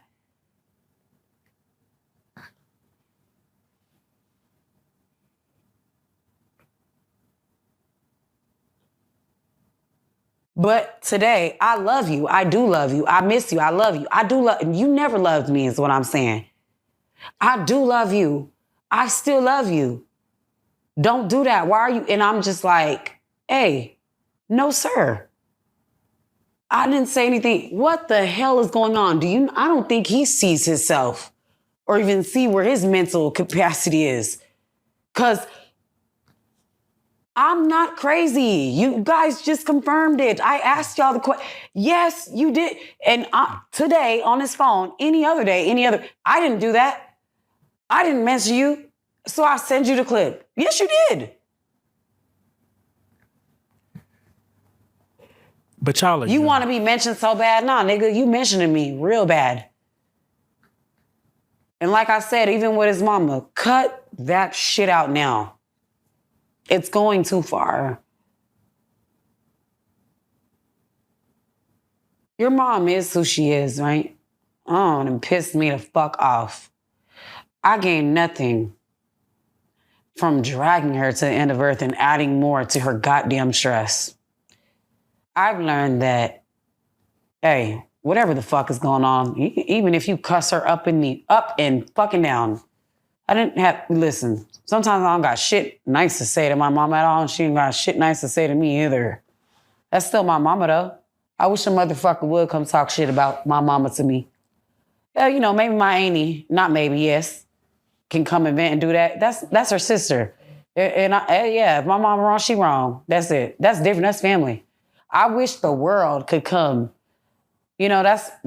in this space that I'm in where ain't shit problem, I'm not dragging my mama. I can't say that I'm perfect and I never have, and my mom never has either. But hey, I don't even give a fuck if that's what if that's what she want to be on. No.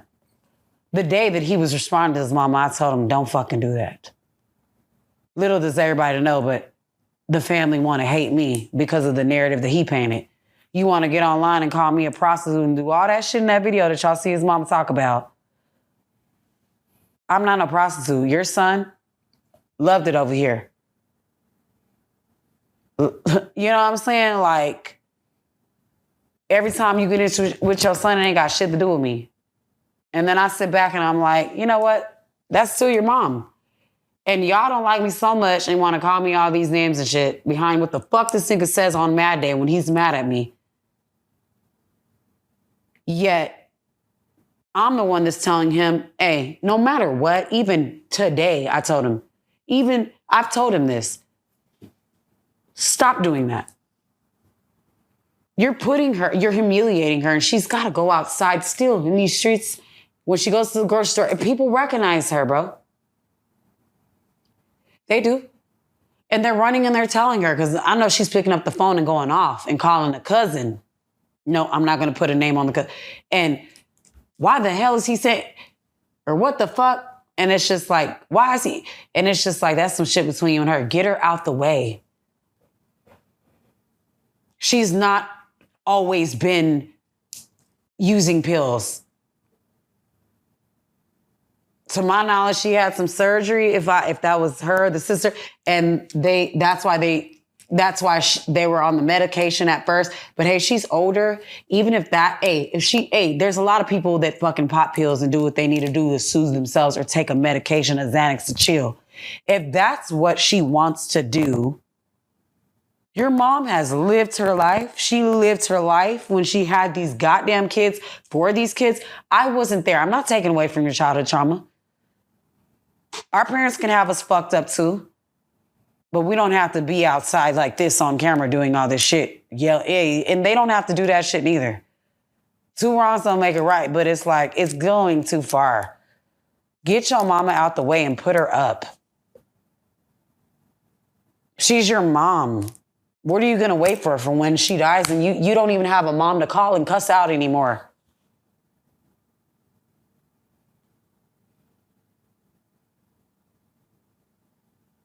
What are you waiting for?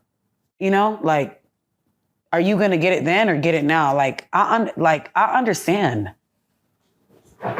I do understand, but that shit right there, I don't know. I just wish it wasn't that. I wish it wasn't none of that shit, not even just me. It's not all about me, not even just for myself.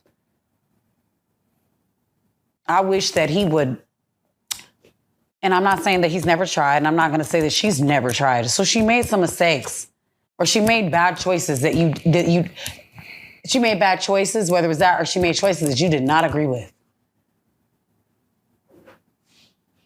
You're grown now. You got to give yourself your own closure. I would love for him to try to vlog how he sent his mama some flowers to try to make amends, or he's trying with her. And if she wrongs him and decides to go left, then that's her choice. And you love her at a distance.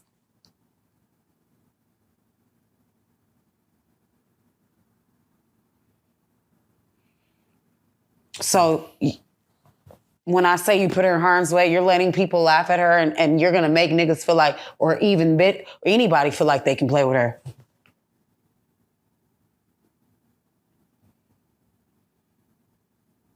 Sons, my godmother told me, my mom's blood cousin, her best friend, her yin to her yang, which is my godmother. My godmother told me when I first found out I was having my boy, and with my second boy, boys, they protect their mother. They don't judge their mother the way that girls do. A son's love hits different. It's not that you love the girls any less. And I feel that. I couldn't imagine if my sons grew up, right? And I'm making sure that I don't fuck up with them, you know? There's trial and error to everything. I see girls when they have kids later, and now that their kid is older, these two kids are older, or one kid is older, They're apologetic. I'm sorry that, I had to still grow up when I had you. But we're here. And then they show that they have other kids and they're doing, now they know.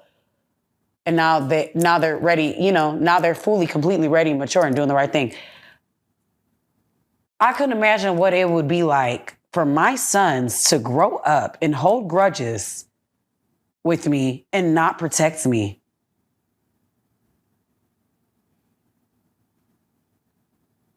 I feel like, yeah, you a man, you're a son, you're her only son. You need to protect your mother. It starts there. To be fair, if everything that he said that his mama has done to him, right? My mom ain't never shot at me. Like when you mentioned that, she did tell me that herself that she shot at him. It's true, she shot at him. When I say that's I'm crazy. not excusing that. See, that slipped my mind too, but bro, I just, basically, I'm not excusing what transpired between them. It's just so unfortunate. And it's just like, I think and I know and I see that whatever you're mad at your mama about, you take it out on me. And you looking for her and me too at the end, at the same time. And that's not just him. So since it's like that, you need to go heal. I want you to go to some type of therapy. I'm not clowning. Hey, we could have went together. I don't know how to tell them to make amends. You can't force people to make amends.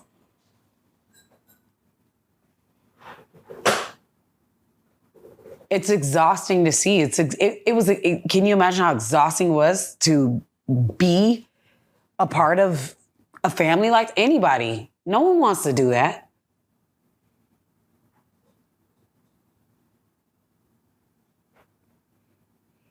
If these niggas can come around and be straight, hey, your siblings gotta be straight.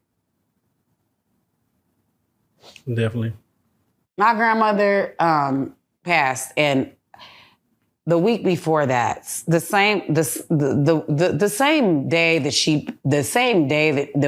week that she passed, the week before that, her sister had just died.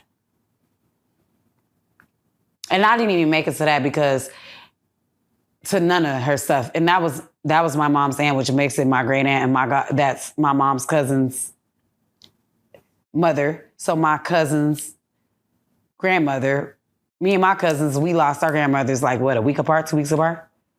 And so we went to funerals a week apart, back to back, right? And well, I didn't make it to work because my head, it was just so fucked up. That back to back, a big piece of our childhood is gone. And it sent me, my anxiety is bad, so bad from all the shit that's been going on in the relationship part, that my anxiety was so bad. Postpartum was kicking my motherfucking ass. And it got worse when I realized that, oh shit, we are really the adults that are standing at my brother's house celebrating the repast, the life of my grandmother. Like, you need each other. My family's far from perfect. But in that moment, I knew that, like, no one's getting any younger. We're going to get older and we're going to get old. It's just exhausting. Everything's exhausting.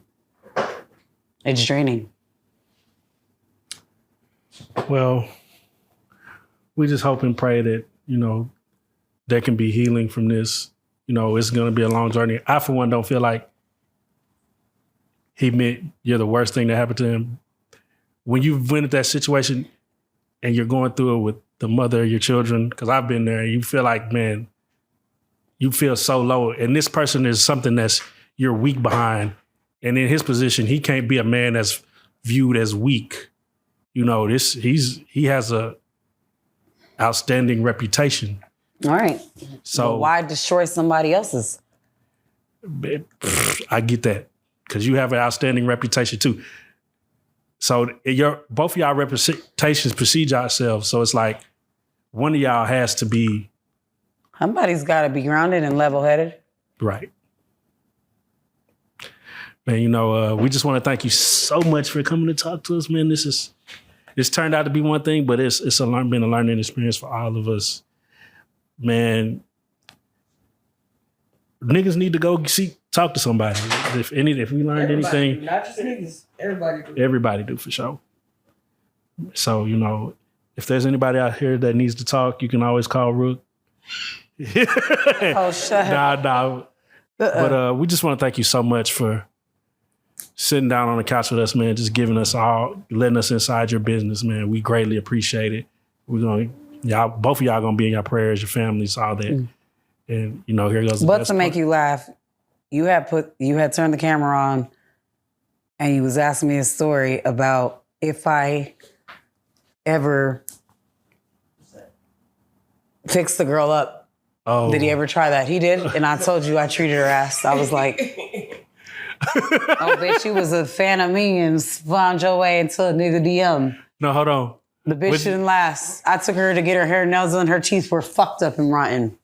And I was like, nigga, what the fuck? She's like, yeah, I got a bus from New Orleans to come over here. And I'm like, oh, this nigga. Eventually, yeah, I treated the fuck out of her. Like, bitch, I let her know whose fucking house this is. What you say? She said at the end? She was like, well, I'm not having any fun. Like, you get to do what you want and go out when you want to and go to work when you want to. I said, hey. Bitch.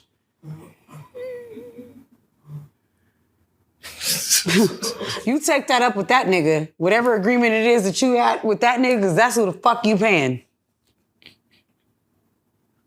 Like, what are you talking about? You cannot compare yourself to me. Well, I've been going to work every night, and girl, you made $500 in 3 days.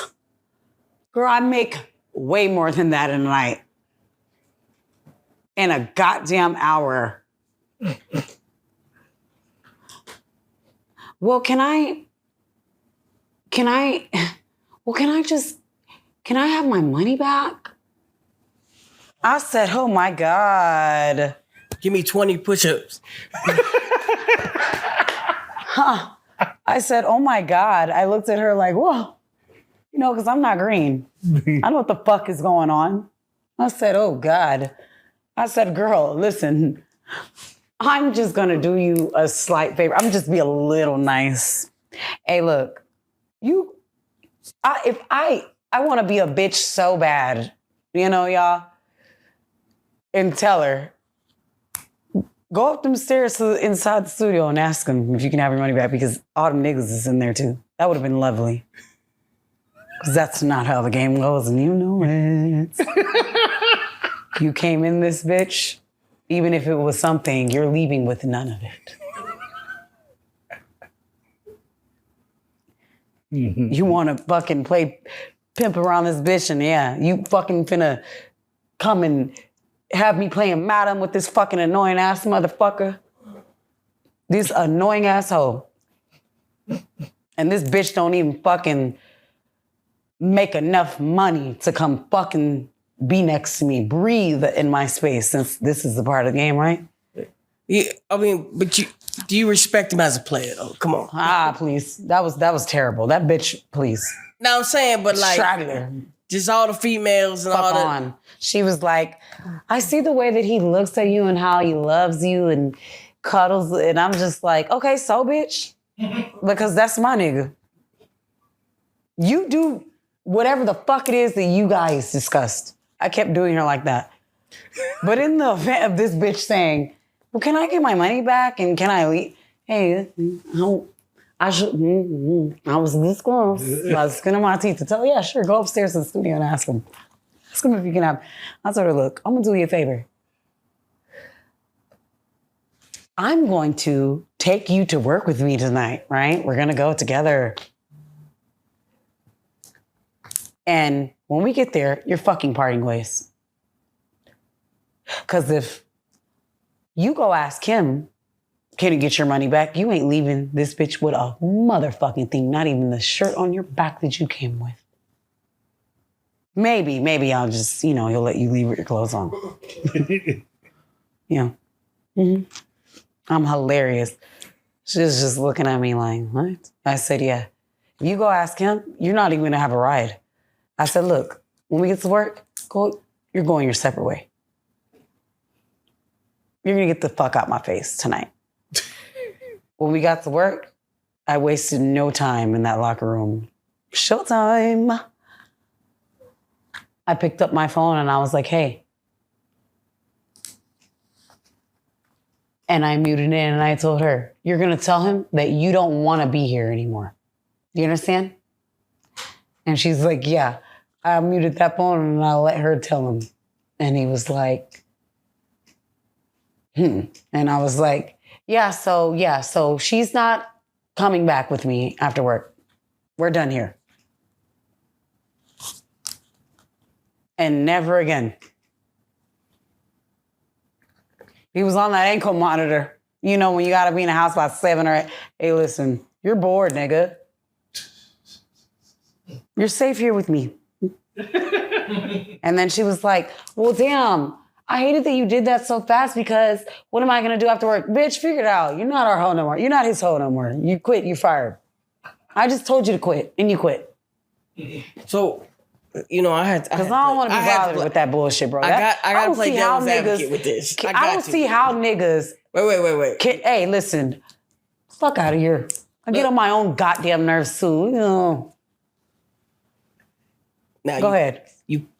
Now, hold on, just hear me out. I'm being sarcastic. You know what I mean? No, like, but I'm just saying, we'll be crying because we don't know how we want to style our hair, or because the hair won't sit a certain way. Right.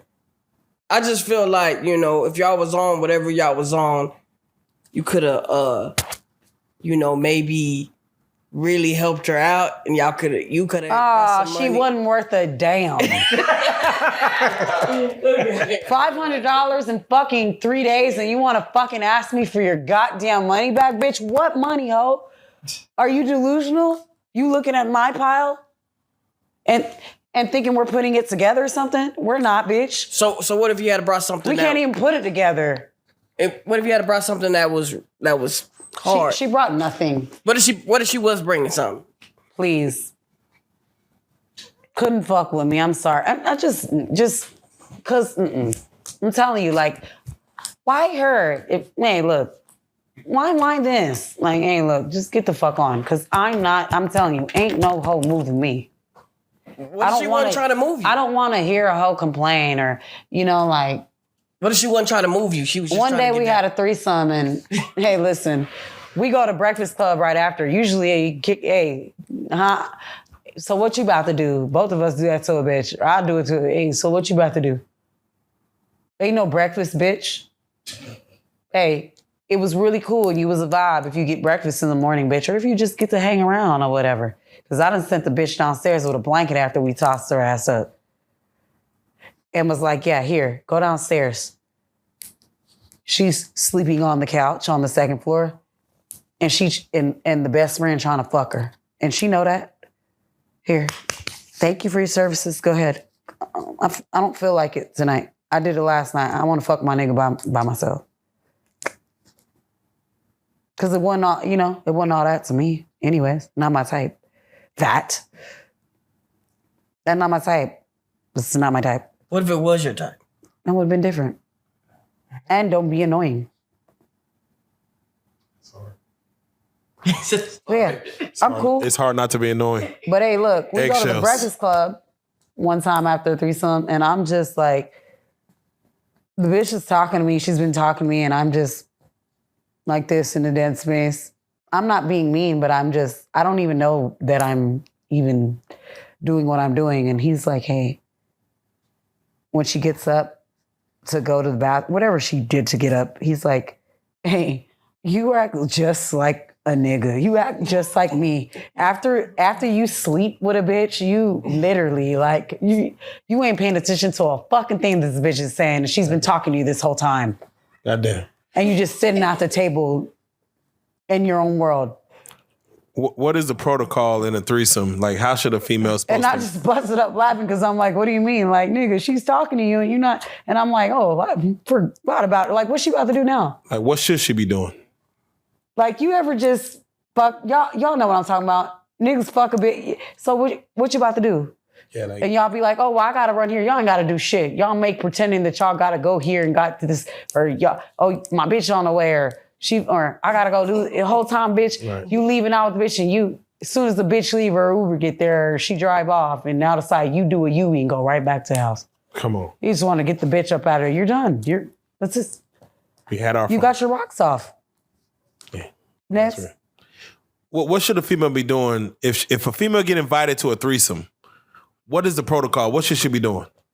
Like, how should she approach it? No jealousy, no. Okay. Like, none of that, bitch. Yeah. Just understand you part of a role, play it. Yeah, I am. But don't come in here trying to fucking think you're running shit. Like some bitches, if they're rude, thank God they're never rude because they're going to leave with two black guys. Has a bitch ever excused herself? Like, y'all were wonderful. I just wanted to make sure. They always try to hang around? Not no girl that I bring over. No. They always try to hang out? That's crazy. Get up out of here, bitch. It's time for you to go. Get up out of here. Yeah, you can clock out. Yeah, like, no. Have you ever had a bitch more interested in you? Absolutely. How does that They bode? want to come over and hang out. That's how it goes. Get your ass away from here, bitch. Call my bitch without me on the phone, bitch. That's how it goes. You giving her too much. There's too much game being given up here, man. Shit, you too comfortable giving it up. Shit. All right. So as we have these conversations, we going through there. I gotta ask you: Does love still exist? Does love still exist in the air? For who? In general? For just men and women in general, does it still exist? Hey, look. When y'all hairline receded. Hairline receded. You don't want to find love and get right. That's what I'm seeing. Hold on. Don't wait too long. Yeah. Get your shit together. And when I mean like get your shit together, Hold on. Hold on, say it. How you feel women? Because nobody really wants to be alone. People say they want to, like, you Hold on, say it. Hold on. I'm not saying you can't master it, but can you imagine living in a house all by yourself because you're old and gray? Not a big ass alone, house. Why everybody else has Maybe family a or small house. even if they don't have kids in a small house, you are so irritating. I'm just saying. You're so petty. I'm just saying.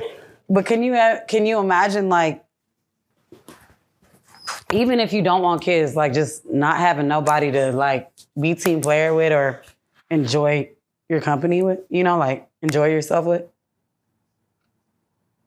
I mean, if you could imagine yourself, using your left or right hand or both hands for the, all the time, then so do that. If you don't want nobody to love you after your dick don't work no more, then I guess. Because remember, pussy is good until a bitch die. Oh shit. Pussy don't break. Nah. Hey, that muscle and that thing, it beat. Well, okay, it seemed like it don't work. The older a man gets, forever, the more women he attracts. You don't think that? I don't know. Because I don't like old niggas. I guess he'd have to, let's say that. I guess he would have to be like black don't crack. Like, black men really look good. Right. When they're older. Right, but even say the niggas I was thinking of like an old white gray man. Yeah, that's what you're thinking of. But even that, he still be going because he got his money right. Right, yeah. You know what I'm saying? Just understand that nigga just buy it. Just understand that you're being used. Do you even give a fuck about that when you're old like that? If you got a wife at the house, do you even care? Do Do I even care that I'm being used if I got a wife that I I don't know. love? Some men like being used. Yeah, that's the thing. That's a real man if you like being used. That's a real man. What the fuck is going on? That's a real trick. He's a trigger to you. Oh my God. Yay, let's give a round of applause for him. Okay, I mean, goddamn it. Shit, we're learning something here. This is a lesson. All right, so with that being said, as we close out this said interview, what rules can you give to females that's in the game? And what rules do you give to men that's in the game? Thick skin. Thick skin. And be gentlemen. The girls have thick skin, but men, be gentlemen. The girls seem to fall in love. They fall in love with tricks. Yeah, that's it. Yeah. Yeah, they thing. They be like, damn, like he kind of dicking me down. He kind of dicking me down, and he's giving me money. Like shit. You said you got to have thick skin, both on the woman's side and the man's side. Thick skin, regardless in this game. You got to be able to take some licks and keep on ticking. Because it seemed like you making, so and so take some You licks. give a bitch some bullshit, $200. That's your limit. This is oh shit. Because they going for that, some of them. Yeah, $200. That's your limit. That's drive-through money. That's can't get far at all with that. That's Chili's money. That's a little steak and ale money. Steak and ale, whatever the fuck. Oh, that ain't even groceries anymore, Angel. That ain't even groceries. Right. So for you to even like a man, does he have to spend money on you?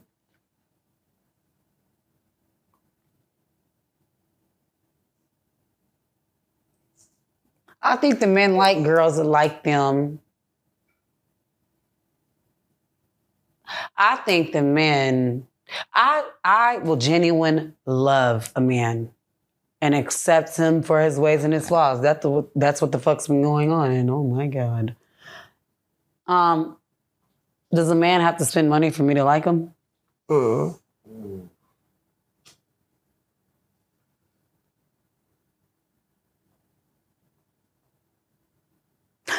Can I just say, you know what? If the anger issues weren't there and the outbursts, I'd be there.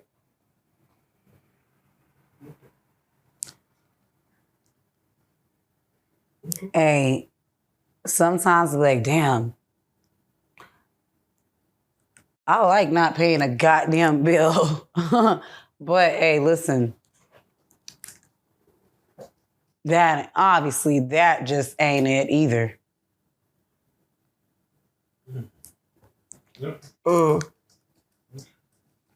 Do a man have to? That's kind of hard on because that's where having your own shit and having your own money comes in as a woman first. Have your own shit first. It's okay if you do meet someone and you don't have your shit together and they decide to boss you up and stuff. That's a man. That's a real man too. That's a real right. Okay, like yeah, you so you used to be some pimping, so you understand when you meet a woman and you come across her, you did it right, huh? You saw her potential and it's to build her up. For sure.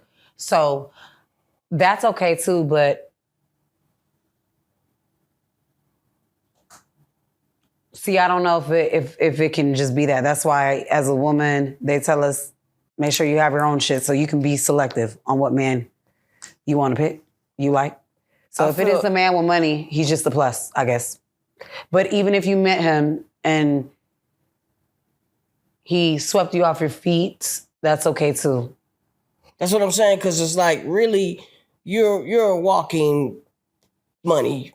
I feel like naturally a man is gonna, if he really likes me, if he really likes a woman, period, he's gonna spend his money. So does it matter how he spends his money? Because yeah, because sometimes my hair will cost, if I want a wig, $1,300 with the wig and inside. If I want that, and sometimes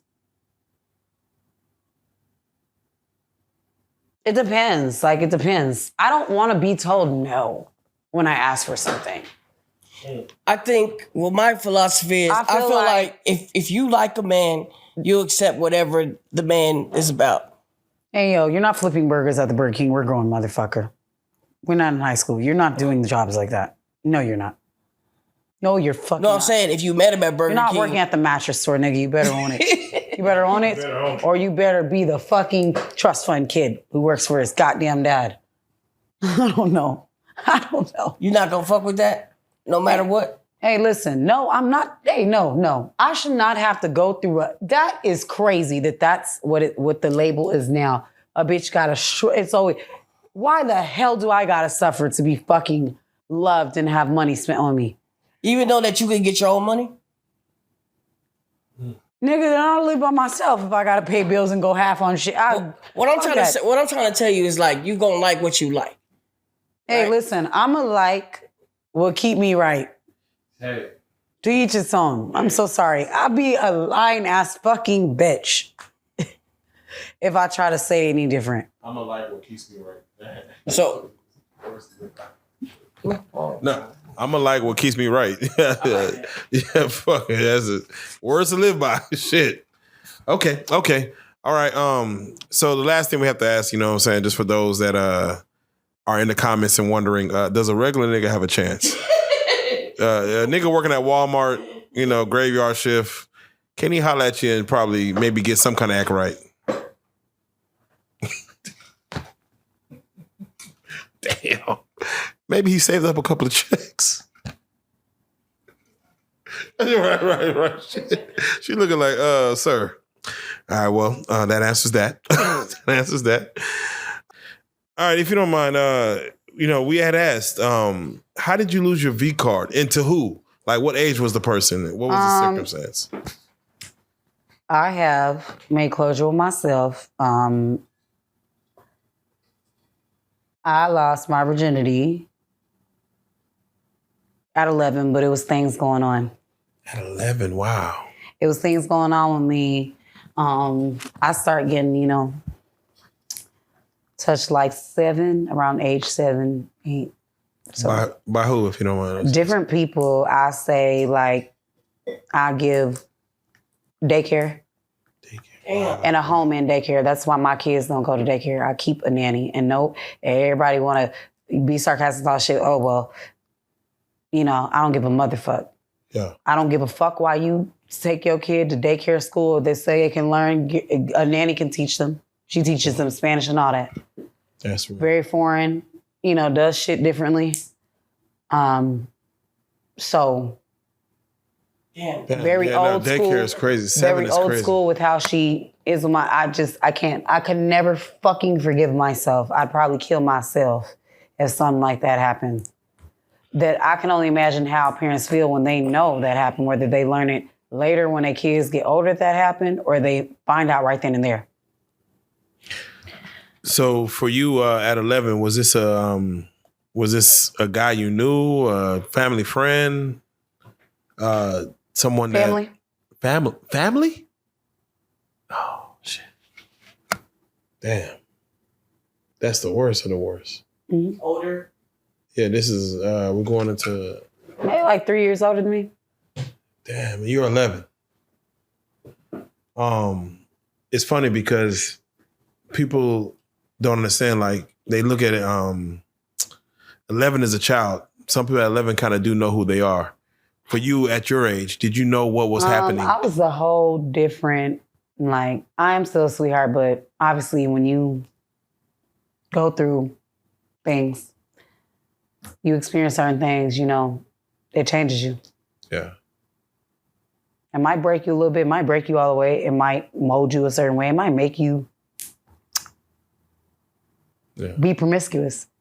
It might not. For this? Well, it molds you. For sure, some type of way, shape, or form. So.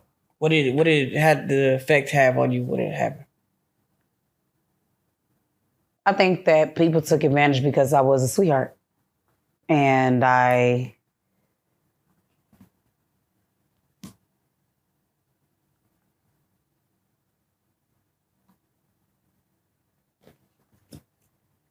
was different. Like, you know, like I believed in the Cinderella and the growing up and getting married. And I used to, and then after that, I didn't fucking think like that anymore. I looked at people completely different. So you would say, again, as you said, it molded you. Did it turn you promiscuous? Did it turn you into a savage? Did it turn you into something? Yeah. Yeah. I start seeing that what I look like, which not that niggas don't know, but men know better. Men know. I don't give a fuck what people think. Men know better. Yeah. Men know better. Majority, like, it might be a slight chance that you'll know how old a girl is. If you're like 16 years old, you're a kid yourself. Yeah. And she's in junior high or middle school, or she's 11 and look like she could be in high school. I start seeing what I look like. I start looking in the mirror. I start seeing I had ass, hips. None of the hips is not altered. Yeah. I never needed to go by no natural. ass. Yeah. I had the body that we out here paying for. Come on. So if you could, hypothetically, if you could have had it the way you wanted to have it, what would have been? Would you have waited till your? It exposed me to. I will say this too. It exposed me to a lot of things. But would you say what? Would you have, if you could have controlled when you lost your V card? Would you have waited till 15, 16, 18, 20?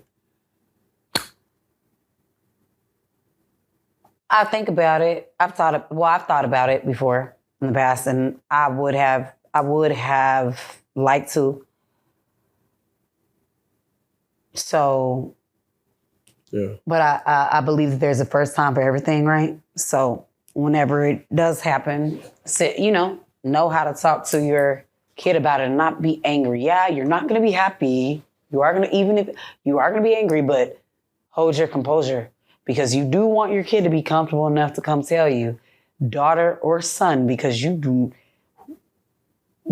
want no early, babies. You can't make your kid feel uncomfortable. I can't say that to come talk to you. That's when all these pregnancies happen, and then you wondering why your daughter having all these goddamn kids, or there's something she may be missing. So talk. Don't be the dad that's like, oh my God, ugh. Or the mom that punish. Don't be so quick to punish someone, so that you know. Go to your room and cry. Go to your room and be angry. Do not show that front and center in front of your kid. There's a lot of things that I definitely would have said was going on with me, or I would have been comfortable to come say, I need birth control when I was ready. Wow. Damn. Did you tell your parents about anything like that? Did you speak to anybody about that? You kept it to you, roll with that yourself? I felt like I had a sneak to do everything. Wow. You said what? I felt like I had a sneak to do everything. And when I did actually go have sex with somebody that I liked, he was in high school. I was in junior high.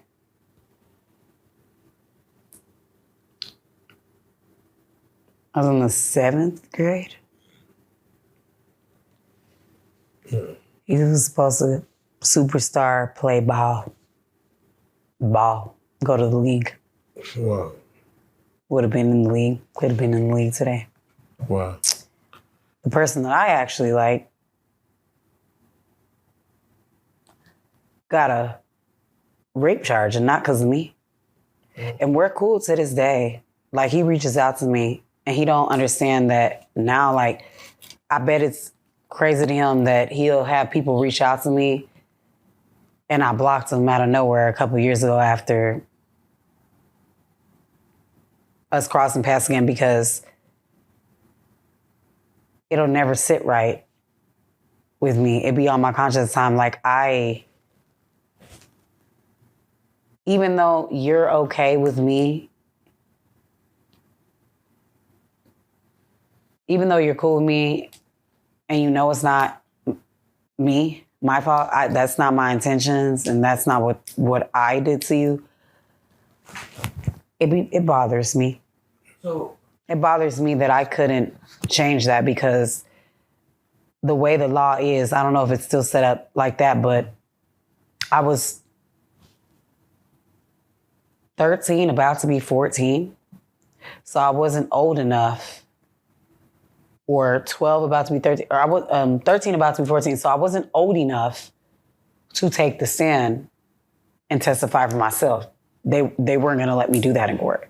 But I was on camera bawling in tears when they put me in the room and recorded me. They had told me they stopped recording because I said, I just want to say something like, I don't want y'all to tell my parents what I said. And they were like, okay, we want to disclose it. I said, he didn't rape me. It's something that I wanted to do. And he didn't force me to do nothing. I've been knowing him. We've been in contact. Hey, they, et cetera. How old was he? And that wasn't enough. It would have been enough if I was of age. He was 16. And how did y'all even find out? How did they find out? May my cousin Kenny rest in peace. I went over to his mom's house for the weekend, my cousin's house. And my cousin agreed to take me to the movies.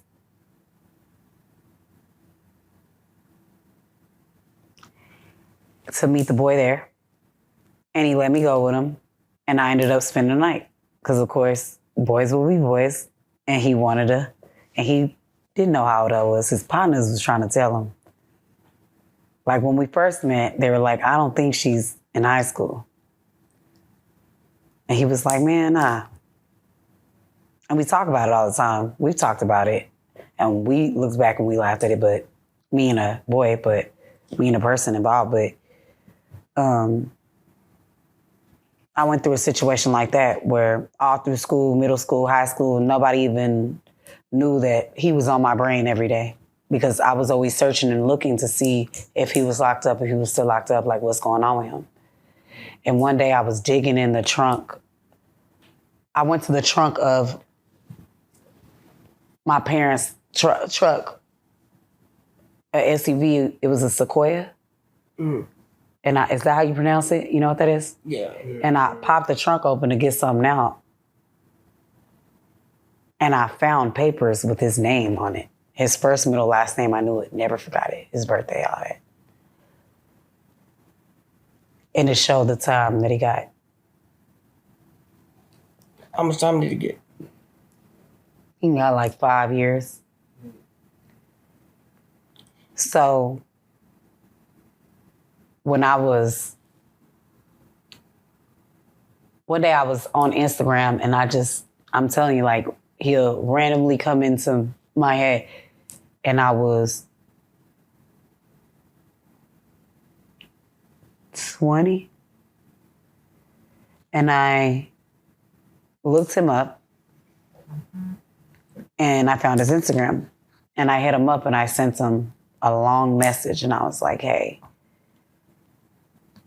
I don't know, like, how you been. I don't know when you know, whatever happened, like, for real with you. When you been out, his page was private, so I couldn't see anything, but I let him know how truly sorry I was and apologetic, and I let him know, like, I did not say you raped me. Mm. And then he instantly wrote me back. And we got on the phone and he was like, hey,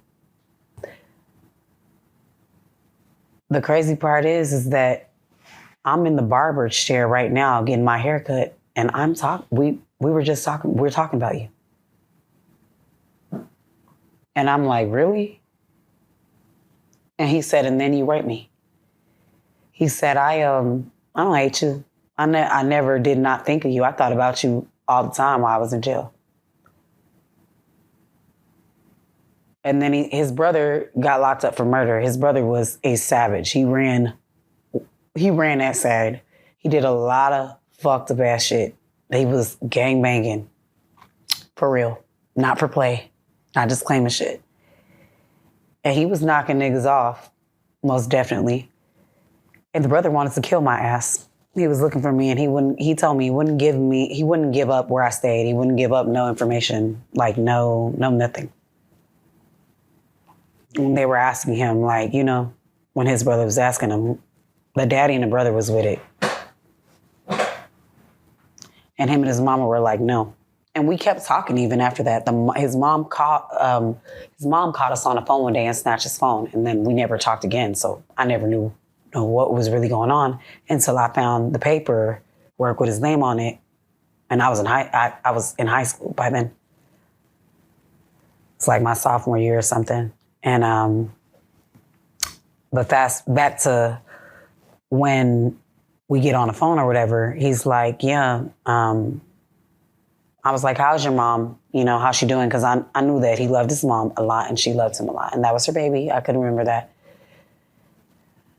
He was like, I believe that's what killed her. The stress. It took a toll on her when I had to go do that time. She died from cancer. The cancer sped up, like, with killing her all of a sudden. And she was doing just fine. And he said, when I lost my mom, I thought of you even more than I already did. They didn't allow me to go to her funeral. He's explaining all this to me, and I was just like, oh my God, like, what the fuck? So I dealt with a situation like that too. And we're cool. He reached out to me like maybe 3 weeks ago through somebody else. And they sent his number and I just have not called. And I was calling. We were kicking it and all that. And we fucked around again, even after all that. But seeing how shit was, I'm sure he's doing like better now from what the person had messaged me and told me. Like running his own business or some shit like that. But when I linked up with him, like reality was setting in. Like, you can't go to none of your son's games ever. He had a little boy. Like, he was fresh out, had a little boy with a girl that he used to fuck with in high school. And she, you know, no, she looks nothing like me, the complete opposite. And she's like a nurse or something. Whatever it is, I don't know if she was studying to go. I think she was studying to go to school to be that. I don't know. But she's a nice girl, whatever, but she was in shock to figure out, like, when she did catch us, which she told me that they weren't together, whatever, I guess they were going through some shit, you know? Niggas, they never tell the truth, but, you know, I didn't know. So she climbed over a fence to get into the house, because it was a house that he lives in. And I heard her while I was asleep, like moving shit around, taking his passport, shit like that. Like, so much for wanting your family back. That's the type of run-in and I was like, I cut that shit short too. I was like, no, I'm good. Because shit has already been fucked up at one point, and I had no control over it because I was a kid. You were a kid. And I didn't think that was fair. So somebody kept pushing the issue and pushing the button.